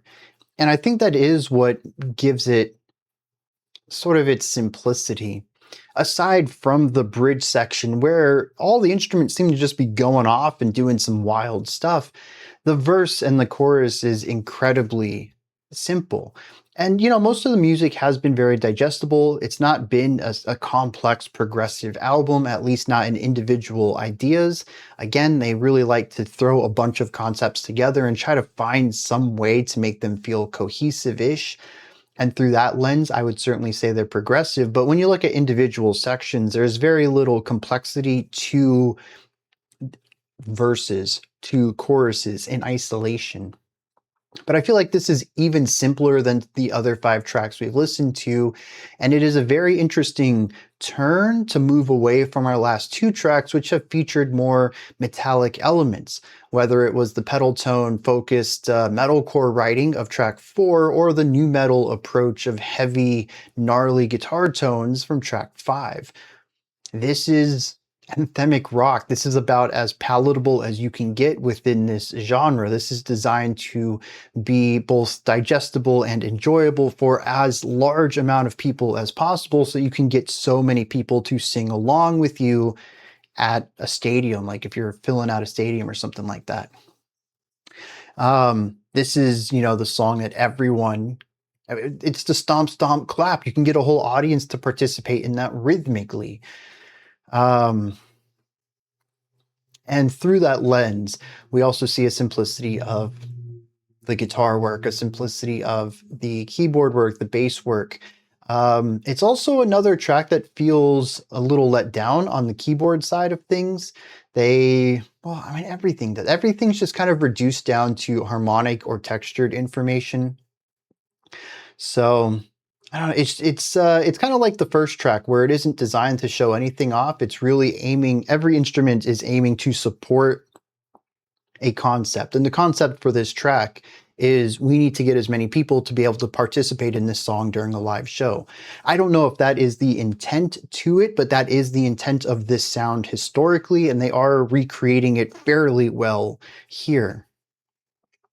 But on the other side of things, we do have the guitar, the bass, the drums, the keyboard during that bridge section where the keyboardist is just shredding. The guitarist introduces the guitar solo and it's just speed and precision. It's very fast playing. The bass has gone away from pedal tone to introduce melodic lines, and the drummer just decides to fill for like 4 bars straight. It is an incredibly energetic section of the track that feels quite a bit divorced from everything else, but it is a perfect encapsulation of taking this energy that they've been ramping up and processing it down into something concise, allowing these instruments to just go off and do cool things, which you certainly want that to happen at a rock concert, and then using that to burst out into that final chorus where we can just wrap everything up with as much energy as possible. You just gave the audience a show. They can go back to the stomp, stomp, clap. They can sing with you on your catchy chorus, and that wraps up the song.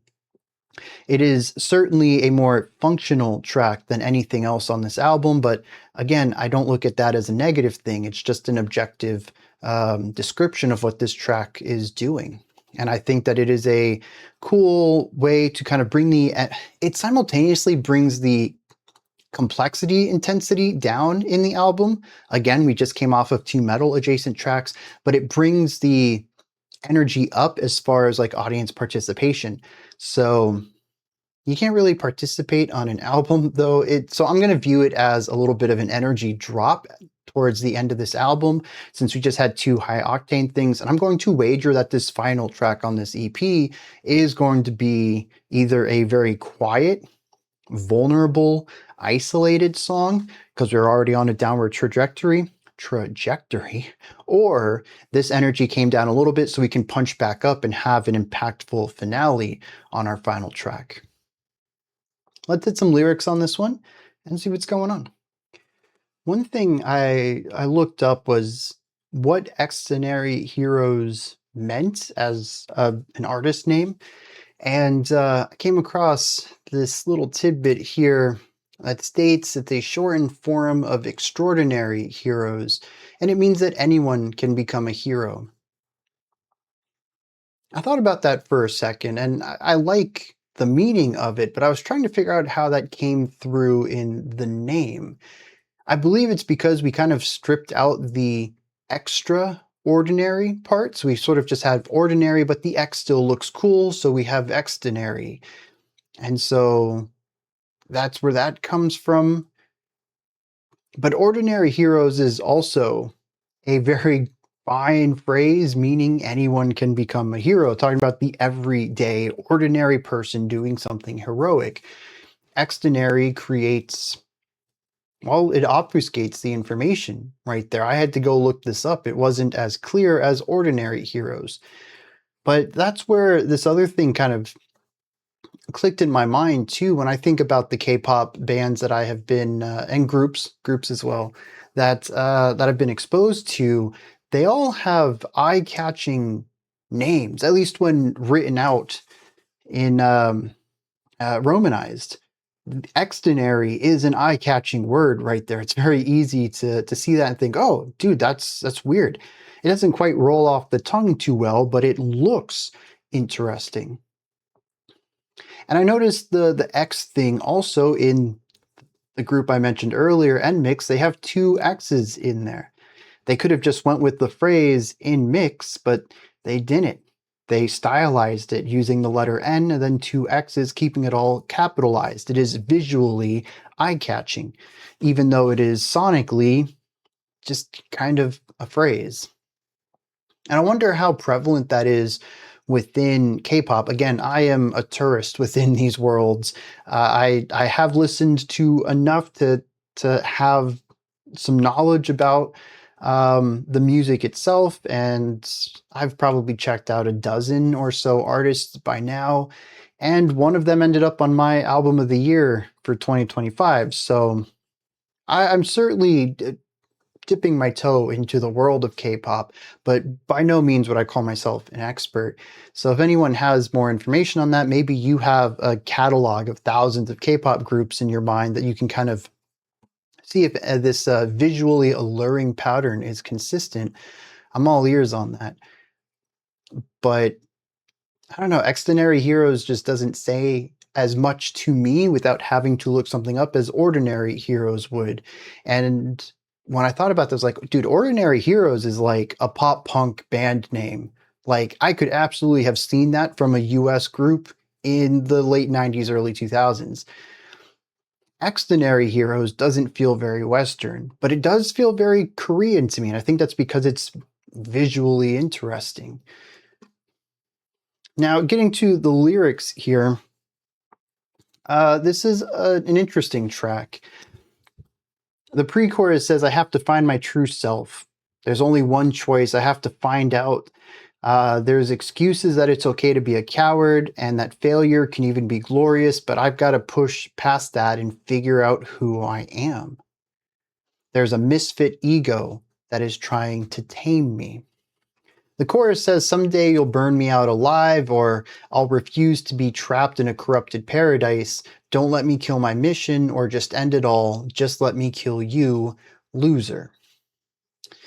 I'm not a big fan of this. Part of it is the grammatical element, but I think that's translational things. It's just, it's very awkwardly worded in English, at least. But the don't let me kill my mission or just end it all, just let me kill you, loser, I heard in the track. At least that part was in English, and that's also kind of stilted, and its concept is jumping around all over the place. It isn't a very fluid transference of ideas. Also, I don't know who the kill you, loser is, unless it's this misfit ego, this other part of the self that's suppressing the true self. I can kind of see that. The second verse talks about self-blame and anxiety that suppresses their true intentions, who they really are. The pre-chorus interestingly says, like, my head has been struck hard, now I can finally see everything. And I don't think blunt force trauma to the head is usually how you see clearer. Usually that's going to produce the metaphorical stars around the eyes. It's going to blur the vision. So I thought that was a really interesting line there. It does say that there is an illusion of a sweet scent and a false paradise that is tempting me with lies. This misfit ego is playing with me. So there is this feeling of killing off a scareder part of yourself, a more fragile part of yourself, a less adventurous or risk-taking part of yourself in order to become who you're supposed to be, to strip off, as they mentioned earlier, the self-blame, the anxiety, the thoughts that it's okay to be a coward. They just want to be a more actualized version of themselves, and they're trying to get rid of these lesser components and these things that they feel are characteristics that hold them back. And they want to kill off that part of them. I'm like, okay, this is a fine track. Don't let me kill my mission is interesting. You know, I have a goal. I want to see it through to the end. And then I found an interview with one of the members of the group. I apologize if I mispronounce this. Jungsu says apparently they gave a spoiler during a live stream, and they mentioned KTM, which is the acronym for Kill the Mission. It says that it started as placeholder lyrics, but that the vibe felt good and they ended up keeping it. Now here's where I find something interesting. He says the meaning of the mission, if you look at the song, in my part, there's this feeling of I need to find my true self. It's about overcoming negative things like cowardice, anxiety, self-blame, and growing through that and carrying out the mission of finding your real self. And that's why it's called Kill the Mission, like I'm going to conquer or complete the mission.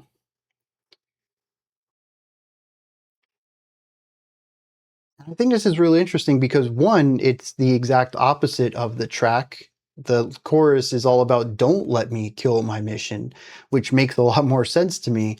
But also, kill is very rarely used for positive connotation in the sense of completing or conquering a mission. Usually it would be a negative one of ending it prematurely. Kill the mission means to ditch it. We're going to go do something else, which is exactly as the chorus states, but is the opposite of what he stated in an interview, as if he didn't understand the lyrics that presumably his band wrote. I don't know. That was really weird to me. I'm curious if maybe that was just nerves of being put on the spot during this interview or what. But yeah, that does not instill a lot of confidence in me. When you don't understand, I mean, it's not even like he misunderstood the phrase. The lyrics are literally, don't let me kill the mission. He said the song is about killing the mission, which means completing it. And I don't want to hammer home on this because I feel like I'm stuck on this loop, but that is very strange. We're going to wrap this up with the final track of this album before we move into some complementary tracks we'll look at. This one's called X Room.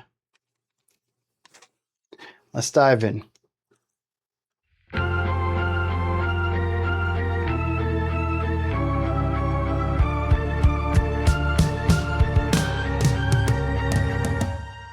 Summer haze, polo shirt, cover shade, scarlet blush.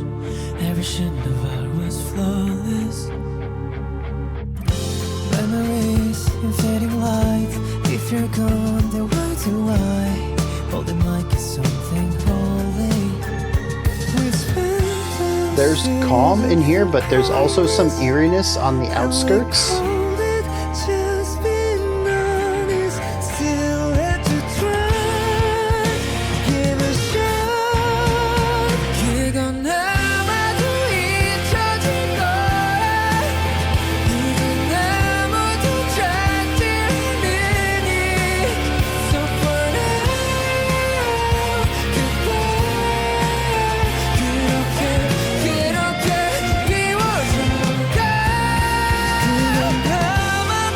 The guitar and the vocals lining up there, beautiful section.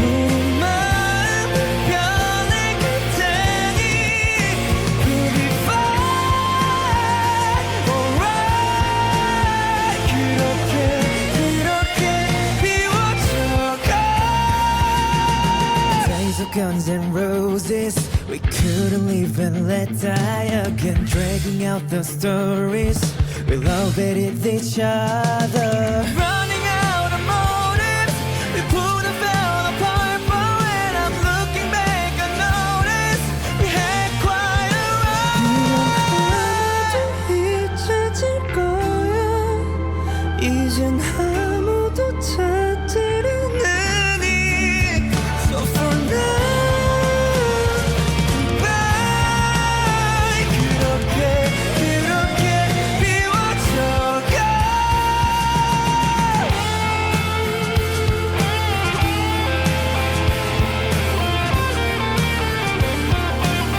Yeah, okay, it's funny that I brought up Queen so recently.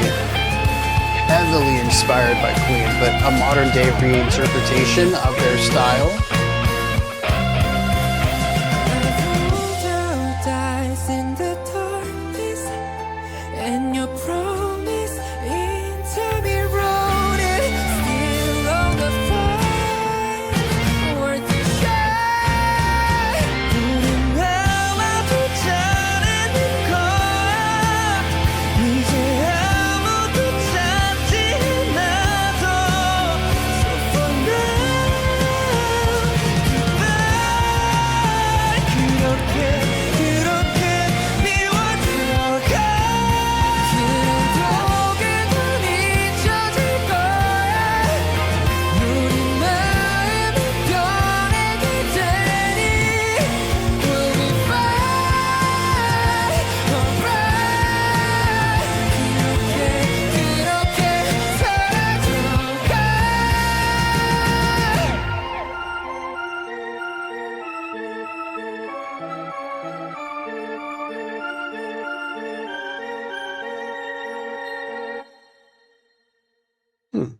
Another rather abrupt ending. Am I just paying too much attention to that in these last two tracks? I don't remember the endings being as much of a letdown on the first few. These just seem to be continuations that abruptly stop. Although maybe on the metalcore track, was that Rise something Rise? Maybe it was just Rise High Rise. That's what it was. Maybe that just fit more because a lot of metalcore just kind of abruptly ends, and I'm used to that within that sound. But for this, as smooth as all of the transitions are, this is probably the most cohesive track on the album, cohesive or structurally, where every single section bleeds into the next. We're not doing the channel surfing thing, jumping around between ideas. Everything here supports the main concept of sort of this sappy, slightly melancholic ballad. And I love how cohesive it is. And then the ending, which should have a gentle letdown into a finale, whether that is a sort of fade out, just kind of hanging on to a final note and allowing it to drift out, or having some sort of finality or resolution to the chord progression and creating a sense of ending within the track. I really expected one of those two to happen given how smooth the transitions on this song are, how everything seems to feed into the next idea. There is a subtlety to this track that is abruptly ended. That could also be a thematic thing. Maybe when we get to the lyrics, sort of an abrupt end, something unceremonious or lacking a big what is that word I want? It's whatever. Unceremonious is fine. I don't need a metaphor for that. Maybe that's what the lyrics are about too. Just kind of things ending one day. Whatever that is, the end of a journey. It's nothing that is led into. There's no anticipation for it. It just happens. Maybe that's what the song's about. The ending certainly gives that vibe. On that note, I do think that this is a phenomenal song. We get a chance to really hear their vocal chops. There's still the usual bit of equalizing and compressing and fair bit of pitch correction on this, but not so much as the others. This is more of like industry standard production on the vocals, whereas the previous tracks have had heavy production put on them because we've had highly compressed, like old-timey radio sounds. We've had the overly, almost overdriven vocals in that one track that kind of gave it a harshness that fit well with the metal vibe. We've had some songs where they kind of digitize the voices. We have the formant shifting. There's been a lot of production on the vocals, and this is the rawest they have been. And I really appreciate that. For a song that's going to be as sappy and heartfelt as this, it's going to be a bit more rooted. There's less bombastic elements. We don't have noisy ideas. The keyboardists are kind of just playing piano or keyboard lines on this. Lots of chordal information, less texture going on. The guitars kind of muted and grounded. A lot of just simple strumming out chords on this. The drums, way reserved. Definitely feels closer to none of the tracks. I can't think. I mean, the drums on the last track were reserved too, but that's because they had to follow the stomp, stomp, clap thing to really keep that energy up. But it's reserved because it's lower energy. It's what the track needs for the artistic vision more so than an audience component. Everything's sort of stripped back. I think this would be a phenomenal song for an acoustic set, where I think the other tracks would have to be arranged slightly different to accommodate for the lack of the production that goes into them. And I like the stripped back element here, and I called it too. When last track brought the energy down, I said we're either going to end on a huge moment or a really small moment. And we did. We continued on with the lack of energy and ended on a ballad. And it's a gorgeous ballad. And the vocals. Yeah, dude, I love listening to them. Again, they're still slightly produced. You can't get pure unproduced vocals these days unless you're listening to like indie folk or something. Certainly not in the K-pop realm or the pop realm in general. regardless of what country it comes from.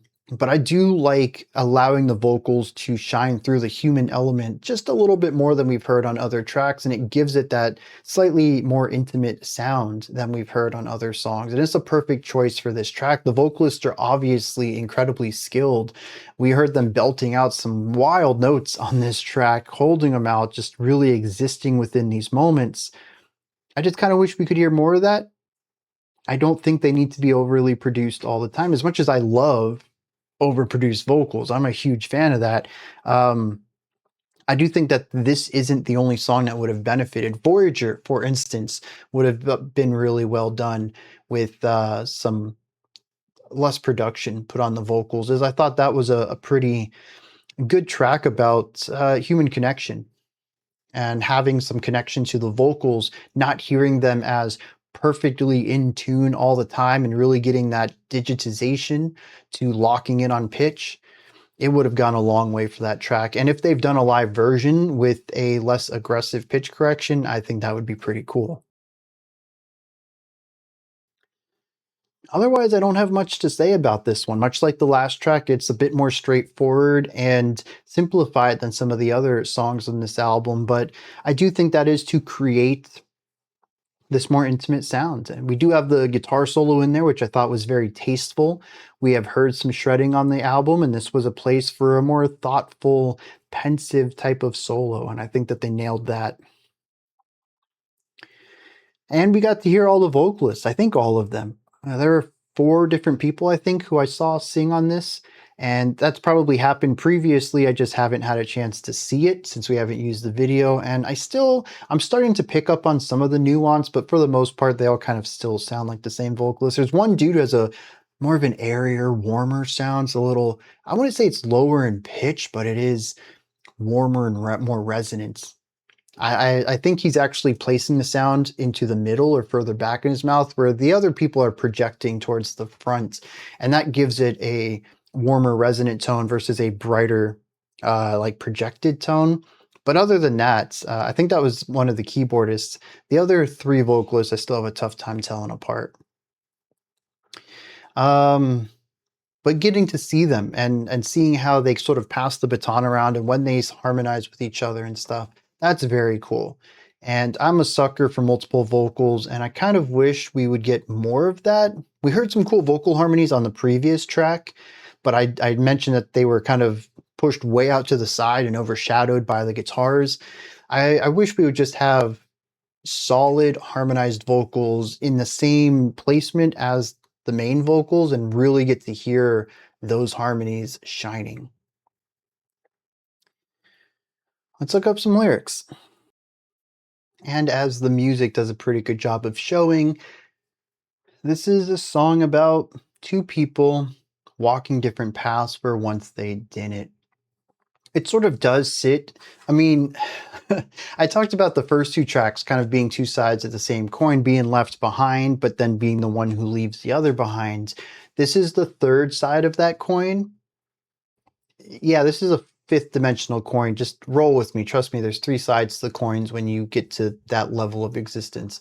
It is about not one person walking away from the other, but 2 people just naturally growing apart. The chorus says, "We probably did our best, even if no one looks for it anymore now. So for now, goodbye." And just like that, it drains away. As our hearts continue to change, we'll be fine. We will carry on. Yep, just natural drifting. That happens.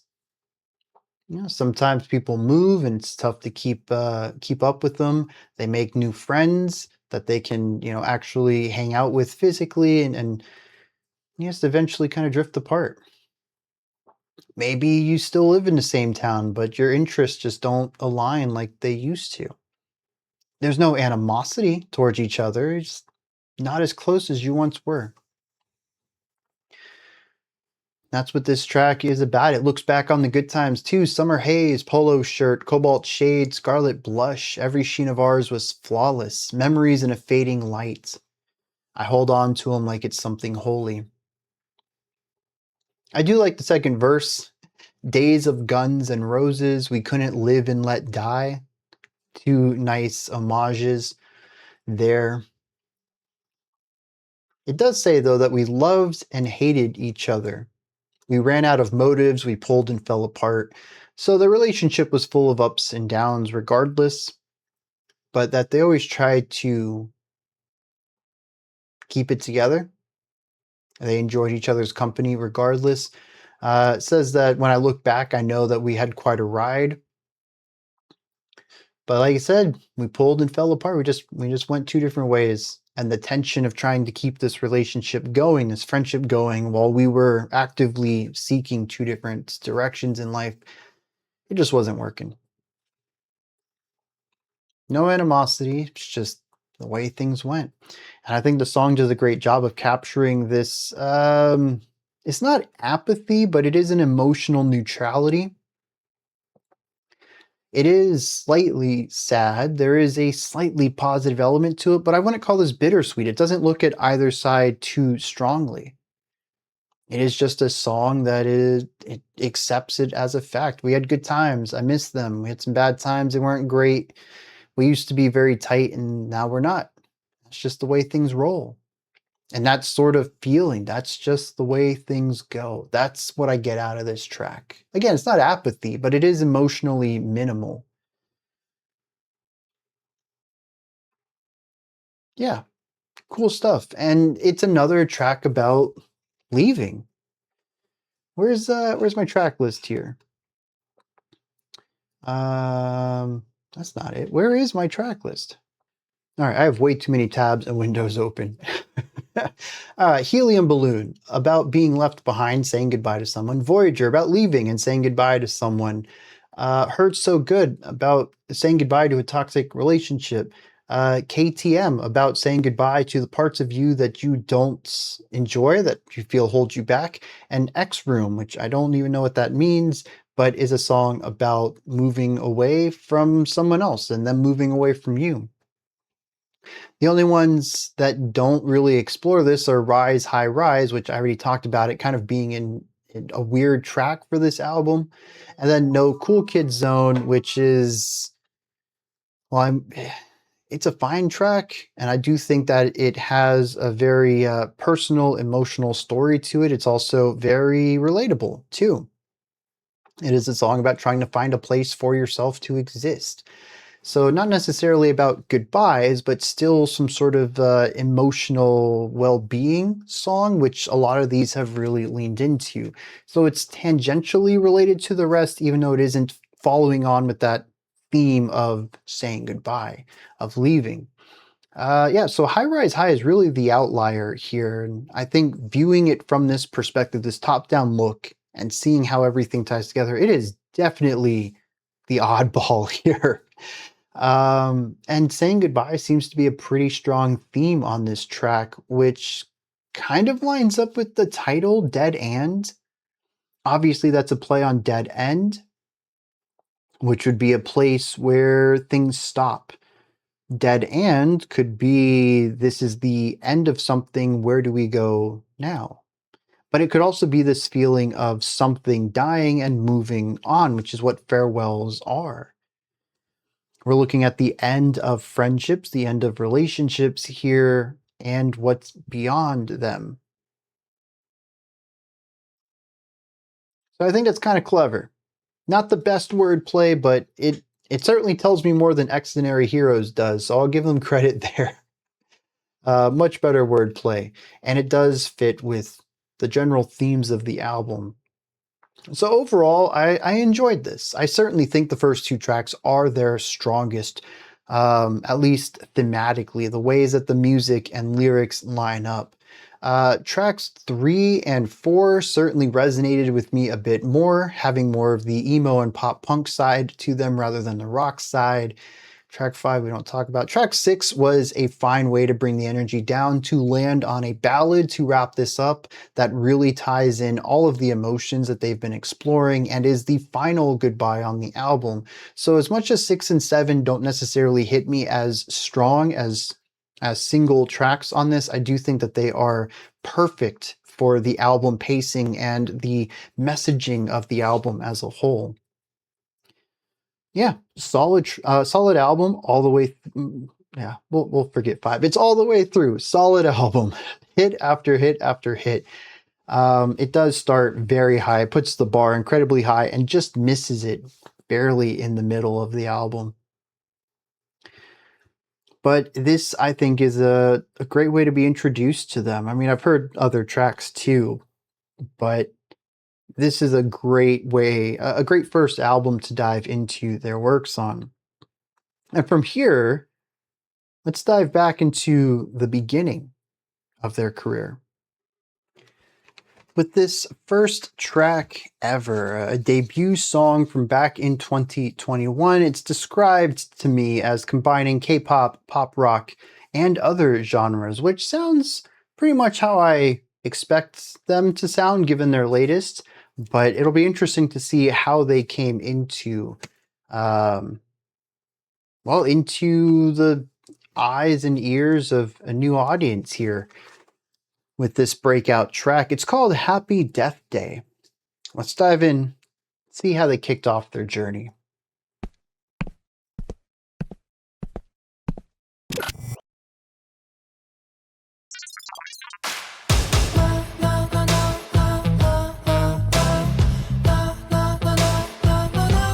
A very eerie start.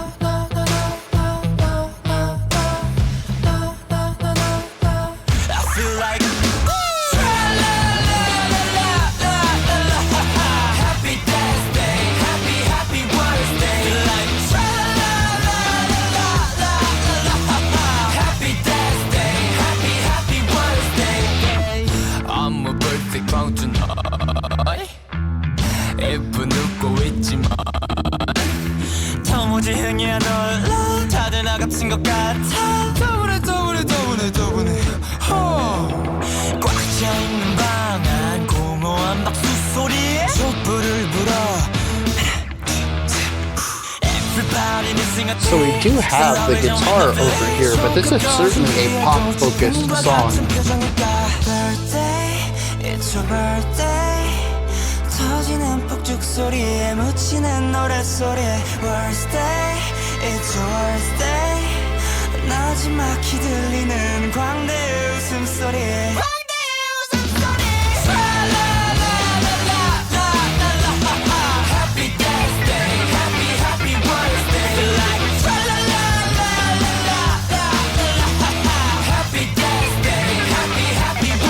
The shouting on the sides is a nice touch.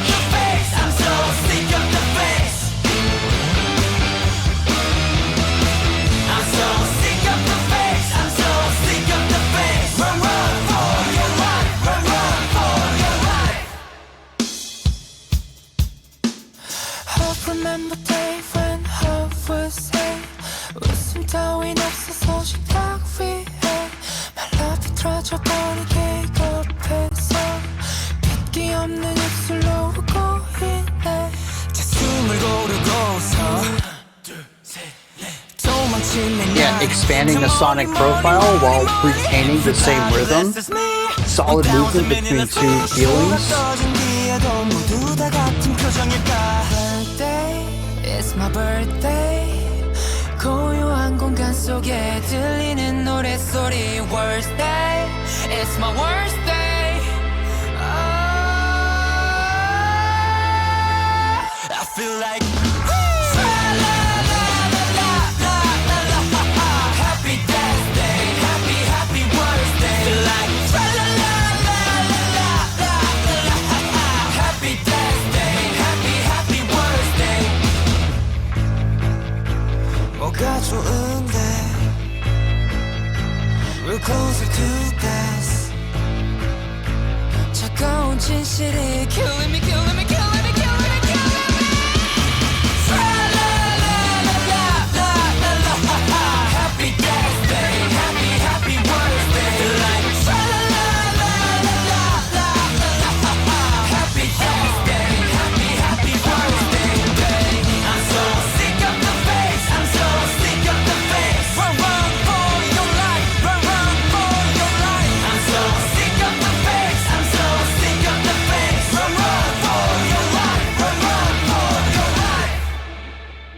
Yeah, and see, with a track like that, an abrupt ending makes a lot of sense. It's an abrasive song overall.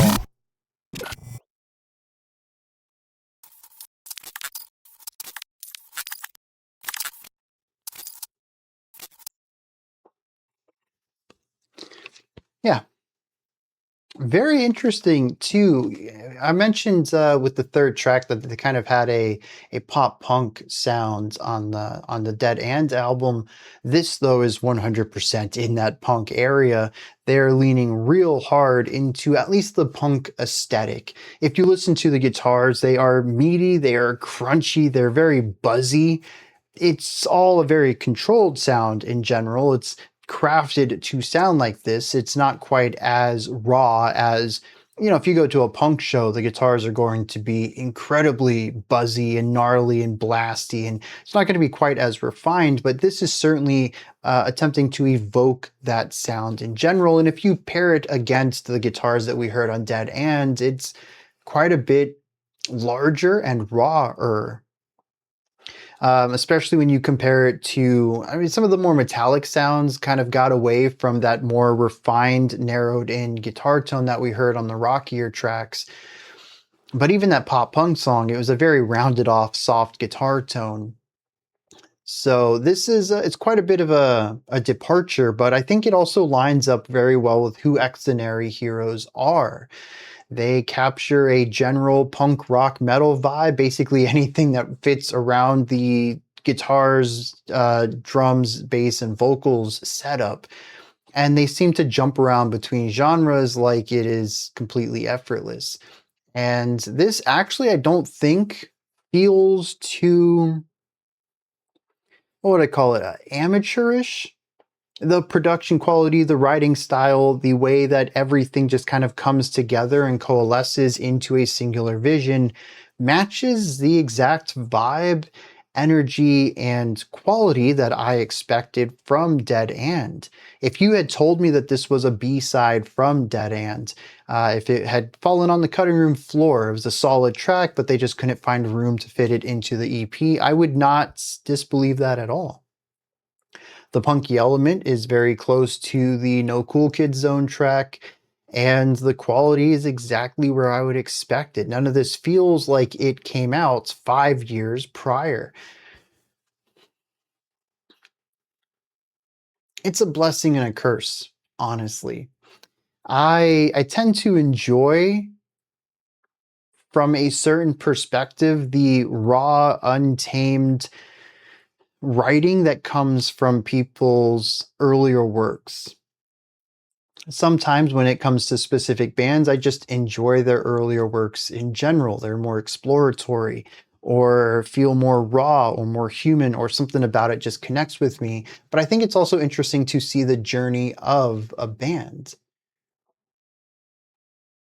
This band, I mean, I have one point here. I don't have a lot of data to go off of, but again, this song doesn't feel too different from Dead End, yet they're 5 years apart. This would have been the first thing they worked on and released, and I don't hear a journey here. I just hear a consistency. If anything, I would say that I do enjoy this more because there's less channel surfing going on, there's less hopping around between ideas, but even that's not completely accurate. I think that this is more homogenous in general vibe, but we do have some more K-pop style sections in here, a focus on electronic sound over the rock sound. And I even mentioned within the first like 90 seconds of this track that it seemed to be more pop oriented in general, where the guitar that was off on the side was more of a punky flavor, more so than a heavy contributor to the stylistic element of the track. And so we do jump around between a few different electronic styles in here. But I think because I'm also less versed in electronic music, it all just kind of gets lumped into electronic. Whereas with rock and Dead End, I was able to point out specific subgenres and influences that I could find within that. So it could be that this also jumps around just as much. It just feels more cohesive to me because I'm, well, arguably more ignorant about the ideas that it's jumping around between. I see less of the nuance there.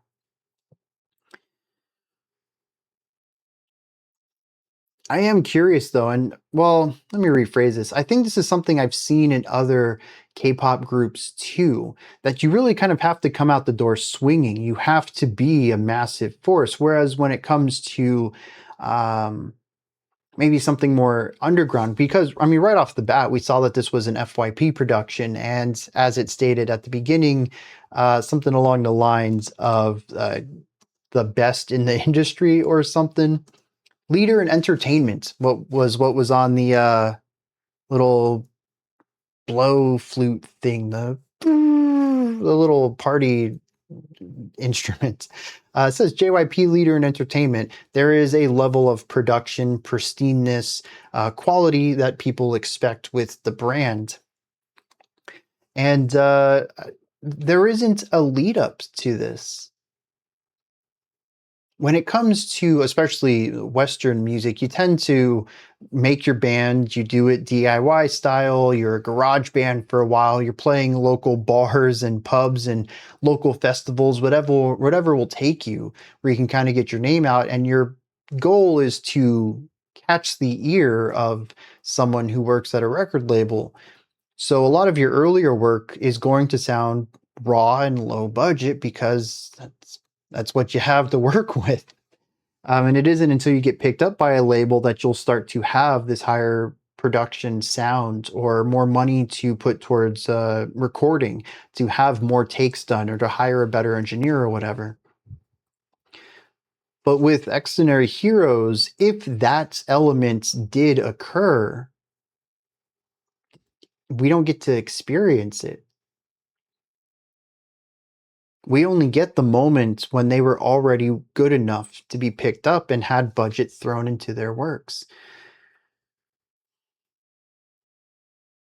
That's a very different approach to this. And so my idea of checking out earlier works to find growth of the band, is it really there when there's already 30 people working on the album, on their first album, just like there's 30 people working on their latest? There is already an element of shaving off all the rough edges. There's already an element of trying to be the best because you're standing out against the greats from your first album. I know that this conversation really hasn't talked too much about this track in particular, but it is something that I hadn't really thought about, particularly because pop music, whether it is Western or Korean or Japanese or any of it, whether it's a UK pop group or a US pop group or any of it, pop music kind of, for the longest time, we have a lot of bedroom pop artists now and people who are going from TikTok into the record label world. But for the longest time, pop artists, you don't really get to see their growth either. This has really been something that's been around the punk, rock, and metal scene. And it's interesting that this sort of journey of the artist, where right from the start, you're already working with large groups and trying to be as palatable, maybe not as palatable as possible, but definitely having a wide net cast in your sound is something that happens right from the start. That's just not something I associate with rock, but it seems to be something that's here. And it's interesting because it's a little bit, I guess the closest analogy would be culture shock. It's just a very different industry around rock. And, I've heard, and we looked up today, Xdinary Heroes, unlike some K-pop groups, actually have a lot of input into their music. It's not purely, I guess what we would call it is, I don't want to call it like a corporate artist, but what is that word that I like to use? Like a type of produced musical artistry where, like in the world of rock, if you have a guitarist, a bassist, a drummer, and a vocalist, they're writing their own parts. There's just no other influence into that. Whereas when you get into the world of pop music, you tend to have a producer that writes the music. Maybe your vocalist, your key icon, is the one who writes their own lyrics, but that's not always the case either. And it's just a very produced style of art. It's not to say that it's not music or not artistic, but it's not of a singular vision. and I've tended to see that in K-pop as well. Not across the board. I know y'all have educated me about groups like BTS, where the vocalists themselves do a lot of contributing to the music writing as well. But it's certainly an element of the industry as a whole. And so Xdinary Heroes does contribute to their work. They're passionate musicians. This is their rock band. They want it to represent them. But I mean, even from the start here, unlike a garage band that would have had to go through the local scene to be spotted, um, they just immediately come out the gates with highly produced music. It's just a very different experience to me, and it kind of it doesn't change anything about how I perceive the band, but it does alter the way I see rock music in general, particularly moving forward, as rock has become and continues to be a bit of a commercial sound, or can be a commercial sound. We'll continue to see stories like this, where um, a rock band is, in a sense, y'all can correct me on this, but in a sense, sort of created, not necessarily naturally formed by a bunch of people who are like neighbors or schoolmates or something who just got together and said, "Hey, I got this $50 bass. It's got duct tape on it. Let's play. Let's make some music." Um, and it's just a very different thing. Talking about this track in particular, though, it is interesting because I feel like there's a playfulness to it I don't get in anything really from the new album. We have these group vocals on the side that harmonize during the chorus that I can hear. I think that's cool. There's one that's really loud, like it's shouted almost. It's really loud, pretty high pitched compared to the main vocals. That's very cool. I think that brings about some of that punky energy. And then, like I said, the guitars, they got the buzz. There's not as much synth work within the rock sections on this one, but we do get to hear a lot of electronic sounds elsewhere. Like the first verse is very pop oriented with a lot of electronic instruments in it. So that's kind of cool. We don't hear too much of the merging of the two, which it puts the new album into perspective. I talked about how it wasn't as adventurous with its genre blending as I would like, but I do discredit it in a sense because it does blend some more electronic sounds with rockier sounds a lot better than we heard here, where it's even more segmented, where the keyboardists are kind of not present in the punk parts much at all, really relegated only to the K-pop segments. So yeah, that's in contrast, I can certainly see a little bit more of that melding. Even though the album was very segmented, I didn't give it credit where it was due. What I do find really interesting, though, is the chorus, which is heavily punk coded, especially with the light and bouncy sounds and the irreverent lyrics of la la la la la la la la. Um, and sort of the group vocals and the heavily pitch chosen off pitch notes, off key notes. The la la la la la part that the vocals sing is out of tune, out of key, but it's like purposefully chosen. It's a very controlled out of key, which is very different from the punk idea of a punk vocalist just not being a good vocalist and singing out of key because they don't know any better. And it's very interesting how the end result is fairly similar between these two approaches, but this feels infinitely less relatable to me. It feels less human. I think it is because it feels heavily controlled. It is an emulation of something raw, but done so in a way that is very pristine. And this is kind of what I was talking about with the guitar tone, emulating the sound of a raw guitar tone in a punk band, but being very clean and rounded off. And so while I enjoy this sort of, it's not a great phrase, but I'm going to call it corporate punk. I enjoy it. It's fun. It's just a blast to listen to. It's high energy. It's driven. It's got electricity to it. There are parts of it that feel almost too clean, even for me as someone who enjoys higher fidelity and cleaner and more pristine music in general. Let's look up some lyrics to this. We'll see what's going on here. Well, we can throw this into the pile of lyrics that I'm not a big fan of, but at least here I think I'm going to be able to explain why this track just doesn't work really well. The chorus is simply happy death day, happy worst day. That's it. And then lots of tra-la-la-la-las and stuff. The first verse talks about being a birthday clown. Though their lips are smiling, they're not in the mood, and everybody around them looks the same. Everyone's just bored, and so there's yawning. It says there's a sound of empty applause, someone blows out their candles, but everybody's missing something. There's celebration with no feeling. The pre-chorus says birthday. The sound of the song silenced by the fireworks. It's your worst day. A clown's laugh is echoing softly. The pre-chorus, interestingly, says, I'm so sick of the fakes, so run for your life. This is an interesting line. Verse 2, though, goes on to the ideas, once again, of birthdays being drab. No laughter at the table, a dried-up cake.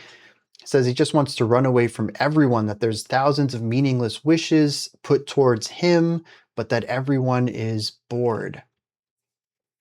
The bridge says, what do we like about birthdays? We're just a year closer to death. It's the cold reality and it's killing me. This feels like edgy, teenage. Let's look at something as joyous as a birthday and find the negative to it. You're not 1 year older, you're 1 year closer to death. And everyone hates birthdays. And I hate birthdays, so why do we celebrate them? And like the answer is really clear.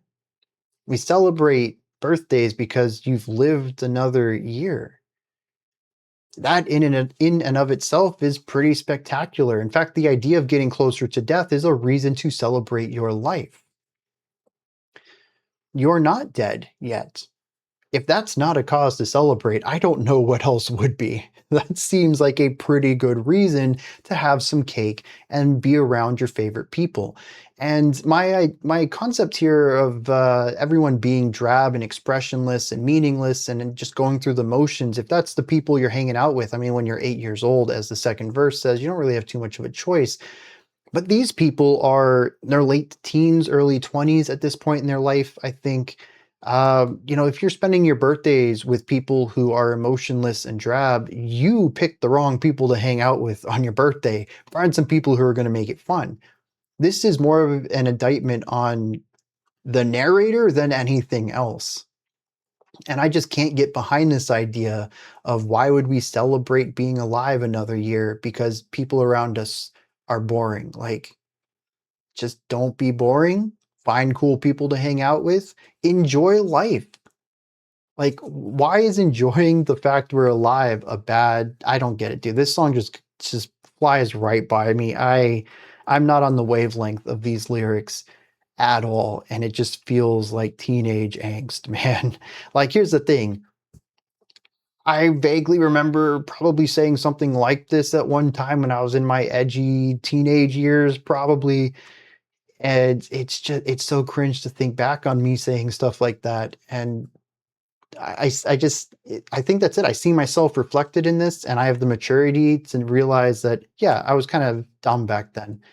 Obviously, this doesn't make any sense. And then this is a mirror. I see myself in it, and maybe I can help these people grow up a little faster than I did because it took me a long time to get out of my edgy years, that's for sure. Next up, we're going to check out the track Instead, but with inverted capitalization. The first letter is lowercase, everything else is capital, and there's an exclamation mark, so they are yelling this. There's some extremity here.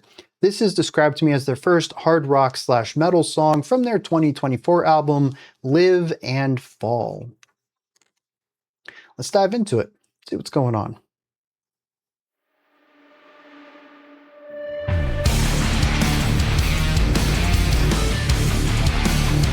Okay.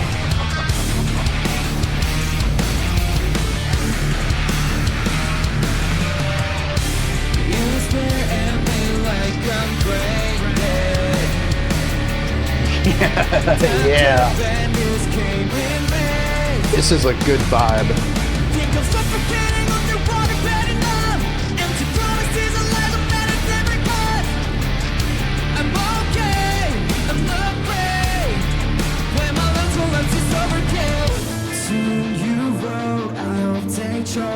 interesting flip harmonically in particular.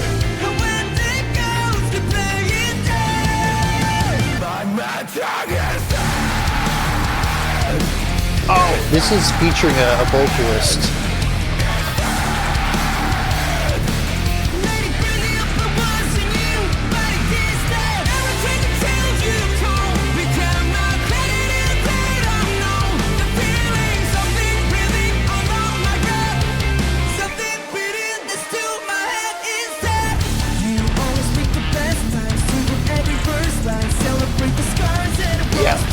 Right in that pedal tone, bit of a breakdown sound here.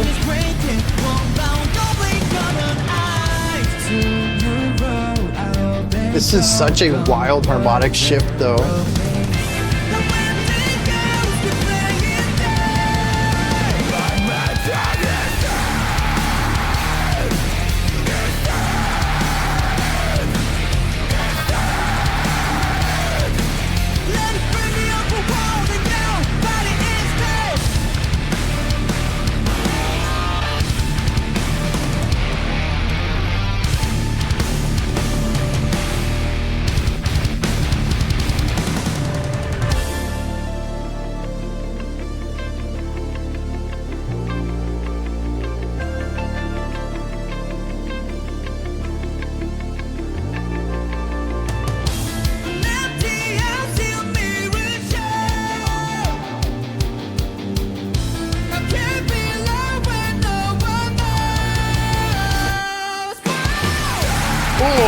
The glass shatter, classic.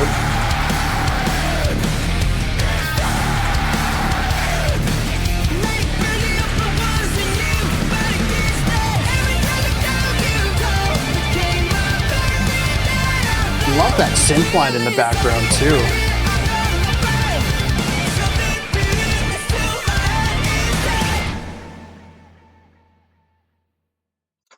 Yeah, that's a surprising track. Even listening to the two metal tracks on Dead End, I had mentioned they did some new metal, they did some like metalcore adjacent riffage. I was ready. I was not ready though. This, I think, expands even further their ability to do metal related stuff. And to be fair, much like the metalcore and the new metal, they still haven't played traditional metal. We don't have any classic metal sounds in here. This isn't death metal or anything like that, or heavy metal of the old times. This is definitely where metal kind of went texture based in the 2000s. And it's what they're hovering around, which is fine by me. That's my kind of metal right there. It would be really interesting to hear if they pushed this further, though. They certainly have the riffage down. The chorus to this track has a very catchy guitar riff. It's a bit on the simpler side, but it works. It's got the energy. It's got the Rule of Cool vibe. I mean, that's how you build a solid metal track. The drums have always been on point. This drummer loves their bass kick, and metal is a bass heavy genre. Lots of faster bass kicks in here, and it works. This style has kind of kept the energy going throughout all the tracks we've listened to today, and here it just really feels at home. The energy of the vocals, dude, I'm here for it. There's a little bit of extra oomph put into it on the production, just a little bit of brightness and drive with a tad bit of compression, kind of melting the sound down a little bit and making it seem like a light that's just turned on too brightly. It's blinding. It almost looks like the bulb's about to explode. That's what the sound sounds like right on the cusp of that before the light bulb shatters. And it has that, well, electricity to it. And I do think that the piano, the synth work kind of gets underplayed quite a bit on this. I said everything but keyboard. They're keyboard players. They just doesn't have a lot of room for it. There's some cool, faster lines in this track that I think work well at kind of bringing a shredding sound, but the tone they used on the keyboards is just too light, generally speaking, and I think that's why when the energy comes down, that's where the keyboards shine the brightest. But It also has a massive harmonic shift in that pre-chorus, which is wild to me. Because the thing is, this style of music, this sort of alternative metal, very mainstream metal sound here, clean vocals, catchy hooks, but still driven and heavy and low end focused. This is very popular right now, and a lot of the times we will have high contrast between a driven section and a catchier, lighter section. I think this track does that very well. The high contrast allows these two ideas to keep the song's energy consistent while also not running it at a full 10 the entire time. And dropping a track down in a pre-chorus in order to punch back up on a chorus is also fairly common within this style, so that works really well. But the harmonic shift is interesting. I'm not sure what to read from it because it kind of pushes towards like an 80s pop track. There's a youthful vibrance to it. The entire song feels dark and antagonistic, except for this moment, which almost feels naive. I wonder if the lyrics are going to shift a little bit there and show a different perspective, but I found that to be, well, unique. I don't know if I'd call it distracting. It certainly caught me off guard the first time. I don't think it disrupts the song, but it is still a very strange, hard 90-degree turn when I'm not expecting it. We can take the energy down and keep the chord progression, change the instrumentation from guitars and low end to this bright piano that they do, and I think that would work very well. The harmonic change is what makes it feel very unique. And maybe it is just that I need to get more used to that. But it does allow the chorus to come in and punch really hard, and I dig that. Also, they have, I don't know how to pronounce this name. I apologize if I butcher it, but YB Yoon Do Hyun is the featured vocalist. I assume that's the one who did the harsh vocals in the chorus. That surprised me. I thought one of the vocalists here took harsh vocal training, which honestly, I wouldn't put it past them. I don't know how prominent harsh vocals are in South Korean music, but I think over to, I know they're very different cultures, but I think over to Japanese music and listen to harsh vocals kind of being a bit more prominently used, even in such large groups like baby metal, which I think is it's not a perfect parallel, but it is a good parallel. I think you have a band who's doing metal, in this case, Xdinary Heroes is rock, and then you have a big record label behind them, a big production label who helps write the music and helps put the music videos together and make sure everything is just perfect, just like Xdinary Heroes. But baby metal also has their own ability to influence the music itself, both the band and the vocalists. And so it isn't just the label telling the musicians and singers what to do. And they have a scream person in there, a harsh vocalist. It wasn't always that way. I think she's one of the newer vocalists because the original lineup didn't have one. But yeah, she does harsh vocals, and baby metal are a huge group. So if Xdinary Heroes is playing music like this, even if it's just a one-off, I could see one of the vocalists taking harsh vocal training in order to do stuff like this in the future if they ever wanted to. It is becoming a bit more kind of accepted. Not so much in Western music, I see, but again, I get exposed to a lot of Japanese rock and metal, even in, I guess, larger groups. I mean, even look at Ado, who is a huge performer in Japan, and she does a lot of really beautiful, clean vocal stuff, but she also does harshes, even though her music isn't necessarily metal at times. It's more of rock music and electronic music. So I do think harsh vocals are kind of breaking, I wouldn't say breaking into the mainstream, but they're certainly becoming more common. And I think it'd be pretty cool if Xdinary Heroes would have some of that. I also noticed Not so much in this track, but the previous track, I forgot to comment on the fact that we had some spoken word-esque, slightly rapped vocals, and we didn't hear any of that on Dead End. So what happened there? We didn't hear any here either. So that was that a one-off, sort of like the harsh vocals here, or did they just stop doing them recently? Because there was a pretty big jump between Happy Death Day, which was 2021, and this, which was 2024. I don't know. I'm kind of curious about all that. They cover so many styles and sounds, though. It's probably more common that styles get left behind or get done once than styles that stick around. So it could just be one of those things that they practiced for a specific track and then just never brought them back. Yeah, though, this was surprising, and as I expect from them, they pulled it off with ease. For the first time this video, I don't have a strong understanding of the lyrics here. There is certainly an antagonistic element between a narrator and another person. The pre-chorus says, "To whom you wrote, I hope they choke on words that broke me. And when they ghost, they can keep playing dead."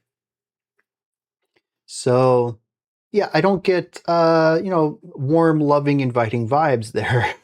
The chorus says, "I'll bite my tongue instead. Let it burn the open wounds, and I will bite it instead." So this idea of, not taking the bait. I'm not going to engage with you. I'm just going to keep what I need to say inside and move on, and that's going to burn you within. The post-chorus says, "Every tragic tale you've told became my clarity that I've known."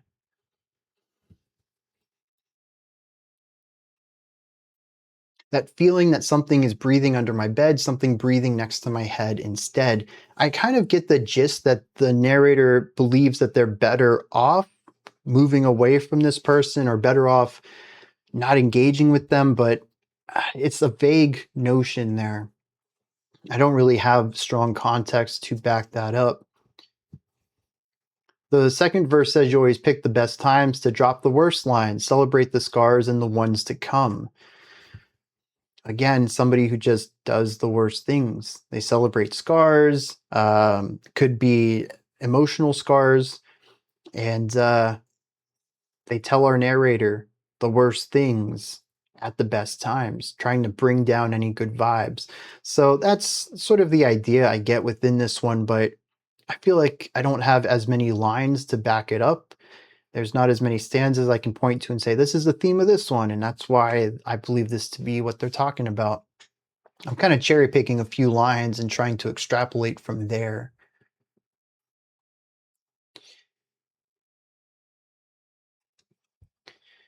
All right.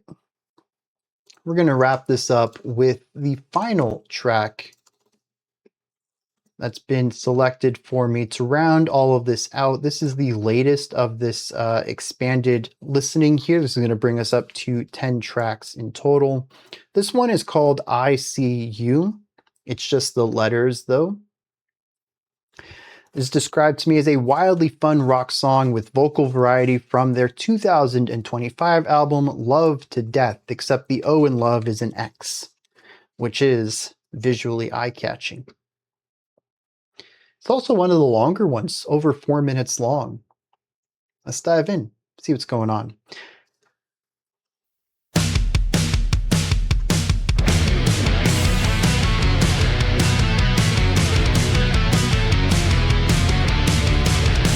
Yep, so 3, 3, 3, 3, 4, giving us our 16. Went from something heavy to something a bit bouncy.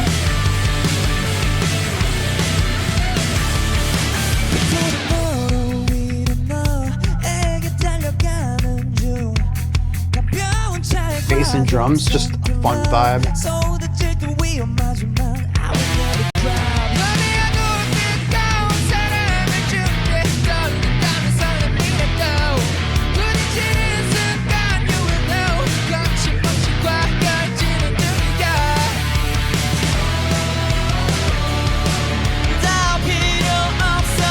Oh, I like that chord progression.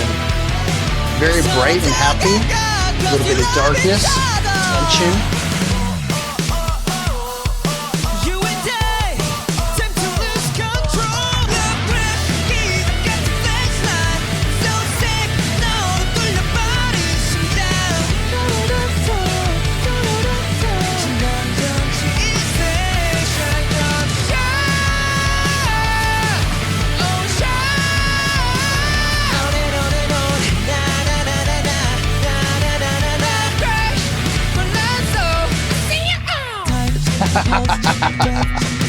That was a fun delivery.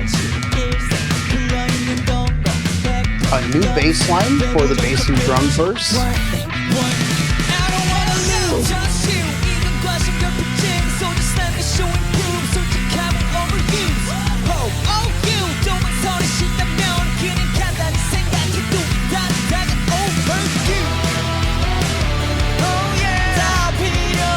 Also, I see the Steinberg. We've seen a few live footage. I wonder why I never picked it up before.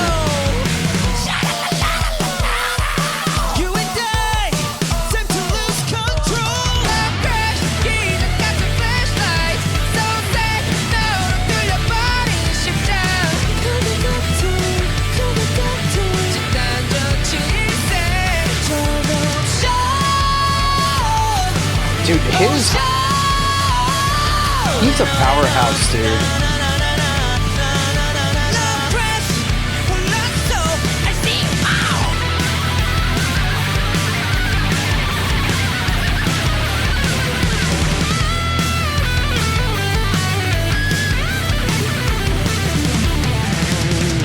Yeah, walk down that scale. You got this.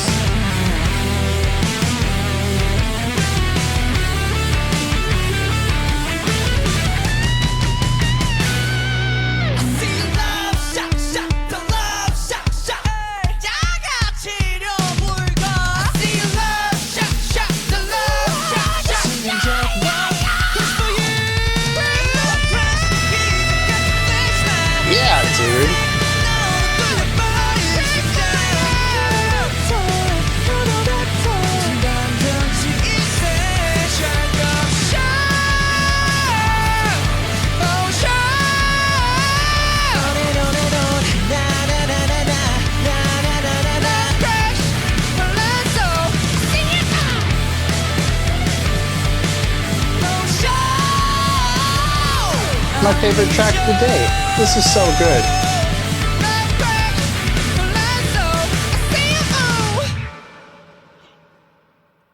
Dude, I was so glad we wrapped up on that one.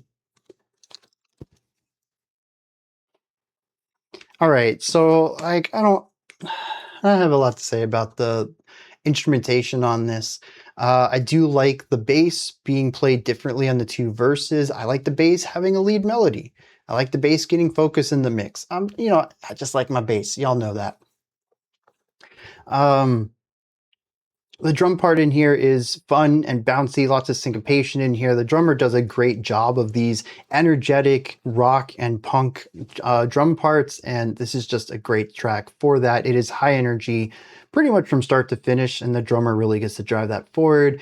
The guitar solo, I think, was one of the better ones I had heard all day. We had some really fun use of tremolo picking in here to create a wall of noise before walking down a bluesy pentatonic scale pretty quickly, which was a fun little way to wrap that up.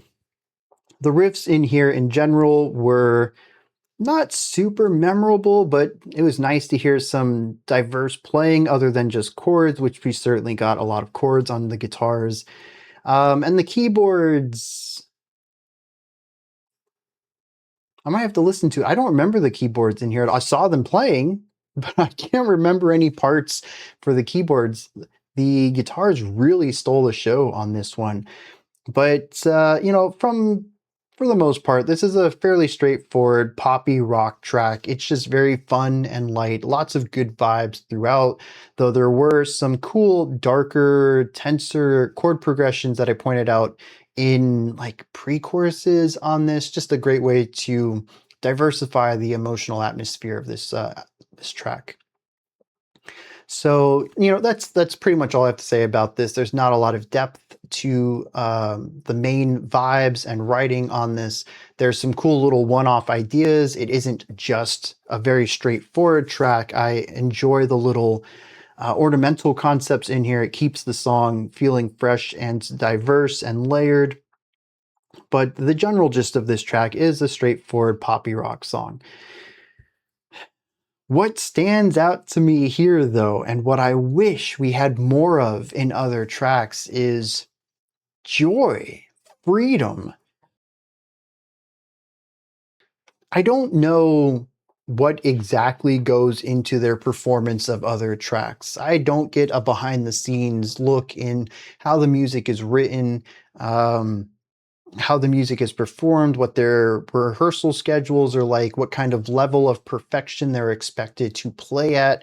They certainly have a very pristine, robust sound to them. And I did mention that it's overall, we've checked out 10 tracks here. There's just not a lot of rawness. Everything is controlled, which is a blessing and a curse. I love that pristine sound, but there's some songs that have leaned hard on genres that are defined by their rawness, and they just kind of sound a bit flat with such control around it. This song, though, feels free. Some of these vocal parts are not perfect. There's an awkwardness to the delivery on them that I think sells a really human experience here. It sounds like these guys are having fun rather than performing well-rehearsed, thousands of hours of practiced work. And it sounds like they're still engaging with this and enjoying the performance process in a way that I haven't really heard on the other tracks, which feel more like performances rather than a bunch of people enjoying just playing their music. And that's not to say that I don't think they enjoy playing their music. I think they still find some joy in this. But this track in particular makes it feel like they're still, I don't know, it's like, this is going to be a weird parallel, but stick with me. You know when you first fall head over heels for someone and you're in that what do they call it, the honeymoon phase or the puppy dog love phase, and like everything just feels elevated, and then as that kind of wanes off, you still have immense love for a person. In fact, you might even love them more as you're more familiar with them as the years go on, and there's nuances to them that you really enjoy, and maybe their company is better now because you know more about them and you're more intimate with each other, but it's not quite in that intense feeling from the beginning. This still feels intense.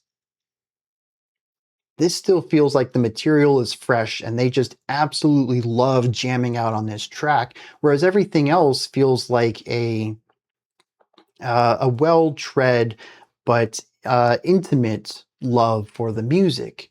They know the ins and outs of the tracks, all of it. They can play it when they're in their sleep, so to speak, and it's just incredibly well rehearsed and performed. This feels energetic. I don't know how else to describe it. It's not something I can put into like music theory terms. It's something I get in my gut when I listen to this. Something about it feels less manufactured. That's the word I was looking for earlier. And I get the feeling that there's negative connotations to that word, particularly when we are looking at boy bands or K-pop groups or whatever. Anytime that there is a large label or production company behind an artist, especially in the rock and metal world, because as I mentioned earlier, Western rock and metal bands, they don't come from big production backgrounds. They're just average Joes who happen to be making music people like. So the word manufactured, I think, particularly in the West, has a negative connotation to it. I don't think it's that bad. It just means more people are helping you make your music, particularly in this case where I believe all the musicians already had music backgrounds. It's not like they signed up to an agency and got put into this band and had to learn how to play bass to do it.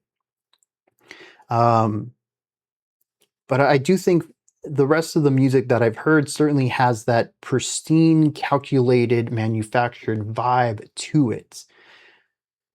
It all feels incredibly calculated and performed to a T of perfection. And this has that energy to it that still feels fresh to them. Like they're playing it for their first time, not their 1 millionth time. And I love that because I can feel that energy. It makes me more excited to listen to this. It feels like they're connected to the music. But beyond that, what else really stands out to me here is the vocal work. Something that I've said many, many times, anytime that we've had groups with multiple vocalists in them, especially something like this, where there's 4, 5 vocalists, is that most artists and bands do not get the opportunity to work with even 2 people who can sing at a high enough level to be a lead vocalist in a band. When you have 4 to 5, you really should be utilizing that. And most of the time, they don't. They just trade off bars. One person does one style, one person does another, and it just kind of bounces around. It's a passing of the baton, and it does keep the song sonically fresh. You're hearing a slightly different timbre on the vocals every 15 seconds or so, but there's not a lot of interplay between them. And the final minute of this track was beautiful. The harmonies, the counterpoints, just the ad-libbing that goes on, notes being held while someone else is singing underneath it, and then the baton passes while this person's still somehow holding this note out, and it's just electrifying to hear all these people singing together simultaneously. And I think that's really the word here. We have heard all of these vocalists sing across the last 3 hours of this video, across 10 tracks here, but so rarely do they sing simultaneously. Very rarely we'll get some harmonies. Sometimes I think those harmonies are digitized though, because the attack and release is so perfect that it is probably some sort of choir effect being used. But we have heard them harmonize with each other. The harmonies are drowned out by the guitars too often, but it's there. But as far as counterpoint goes, you could have 5 people singing at the same time on this track, and very rarely do we get more than 2. That feels like it is just grossly underusing the abilities of these musicians to create music that is engaging. I don't know. I love bands with multiple vocalists. We checked out the receiving end of Sirens a couple of weeks ago. Their debut album, they had 3 vocalists on it. Absolutely loved. I mean, it was rough. It was muddy in places, but I loved how they had 3 vocal lines all going at the same time in places. They could have used the production of Xdinary Heroes to really clean that up and make it perfect, but they went for it. It is crazy to have multiple guitar lines and 3 vocal things going on, but when you have 35 people working on a song, as far as writing and lyrics and production, you can absolutely nail that. You've got enough cooks to do something complex like that. It now becomes the kitchen to a pristine restaurant where you need 10 to 15 cooks and a large kitchen in order to create all the meals in the time that people expect. This is a place where having more cooks in the kitchen isn't a negative, and they're not using the cooks effectively. Some cooks are leaning against a wall because there's nothing for them to cook with. Let them cook, as the kids would say. Wow, that metaphor got out of hand real quick. And I just love here how we can hear all this interplay between these vocalists, and it feels great, dude. I feel the energy here, and it feels so often in other tracks like it's 7 people in a room kind of doing their own thing, where here it feels like 7 people in a band playing a song together. And I just haven't got that in other tracks. And I hope that they kind of see this and want to make more like it. There's just something about it that clicks right that the other tracks kind of don't. Not to say that the other tracks are bad, they just don't have this feeling, this vibe. And I want to feel this more often. I was going to wrap this up, but we got to do lyrics. And the lyrical magic is back too. This, oh man, dude, this is so good. So it's called ICU, which is a double entendre. We do have a track about being so head over heels for someone else that you will crash your car while driving towards them or looking towards them, or not paying attention to your life. You're so locked into them. But it's also ICU, intensive care unit, because the crash, you just crashed your car, dude. You're kind of wrecked up. And we'll actually see some of this coming in on verse 2. It says time check, pulse check, breath check, diagnosis, heart shake, 1 lifetime needed to recover, dilated pupils, 100% love sick, outside contact prohibited, warning, I don't want to lose you. And just like they're really taking this theme of being so totally head over heels for someone. I do think it's interesting that I brought in the whole honeymoon era of a relationship for what is effectively the only love song we've checked out today. This is phenomenal. I love the way that lined up. But we have this broad idea of head over heels with someone, the general idea of being, just locked in, blinders on, nothing else, but then also the very specific metaphor of crashing your car because you're locked in, and going into this concept of needing, an ambulance and getting checked up and being diagnosed with both the crash itself, but also being so love struck with someone. We have the refrain, we don't need no distance because we're getting closer in love with each other. Verse 1 is the car crash. Unpaved road, speeding towards you in a featherlight car, overloaded with love, feels dangerous and close to spinning, but I'll never drop. I'm preparing a massive burning love. It's trembling, it's excitement. The moment when it collides, you will know, overheating with no hesitation. So we have the crash of their lives, as he's just heading headfirst with a burning passion to this person. He says, when we collide, you'll know it. But this collision is also represented in the car crash. So, yeah, dude, it's just so many layers. That's what I really love about their lyrics when they hit. And this track is hitting. And of course, that matches the energy of the song too. This is a high energy, high octane song, super bouncy, lots of momentum, always pushing forward, and goes for a massive ending with multiple vocal lines. This is what I want from Xdinary Heroes. They can do this. 30% of the tracks today have landed in this area of every single piston firing at, I don't know, the metaphor lost me because I'm not a car guy, but there's a good metaphor in there somewhere. Firing on all pistons. There's the phrase right there. The engine's firing on all pistons, and it's just phenomenal. The music is great. The energy is great. The performance is great. The lyrics are solid, and it's all thematically bound together. And I think it's such a shame that the other tracks we've listened to, they've lost one or another of those aspects. It's something about them being able to do this sometimes, but just not all the time. They lose the focus or the vision. I don't know what it is, but they stumble and fall more often than they don't. But when they get everything, they nail it, dude. My voice is starting to go. I'm going to wrap this up here.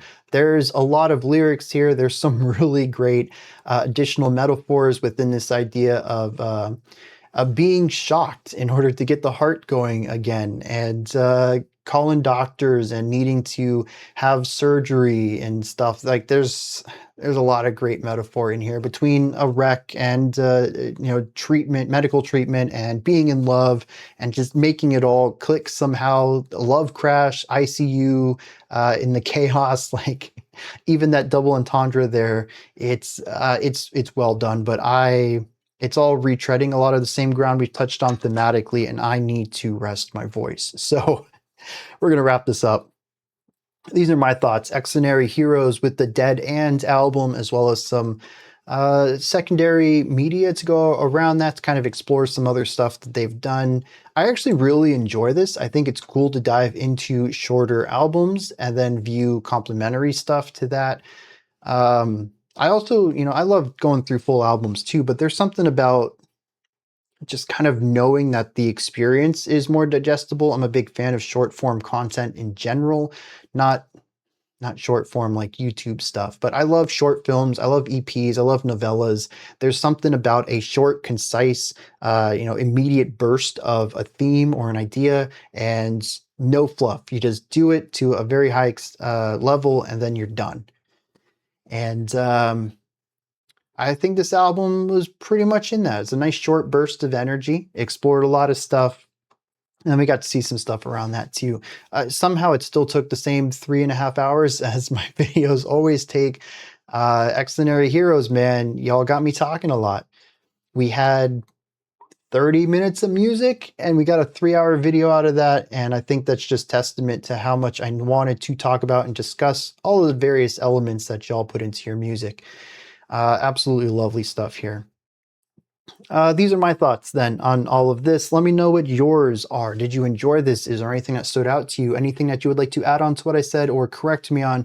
Do you have your own take, perspective, or opinion on this? Let me know. Put all of that as well as anything else you'd like to into the comments below. I need to slow down. I am rushing to get through this. Above that, in the description box, is a link to Linktree. Takes you here. You can find links to my music, ways to support the channel, a link to the Discord server, and so much more. Above that, if you could, like, subscribe, and ring the bell. I greatly appreciate all 3 of those. That wraps it up for today. I'll be back tomorrow, 5 p.m. Nope, 11 a.m. Eastern Standard Time, 3 p.m. UTC. We'll have a 2.5 hour live stream if you want to join. Actually, I take that back. We won't. No live stream tomorrow. We'll be back on Monday, though, with the usual time, 5 p.m. Eastern Standard Time. All right, that was an awkward ending. I got my day wrong, and then I got my schedule wrong. Until next time, remember to be critical, not cynical of the music you listen to, and have a fantastic morning, afternoon, or evening, whenever you choose to watch my videos.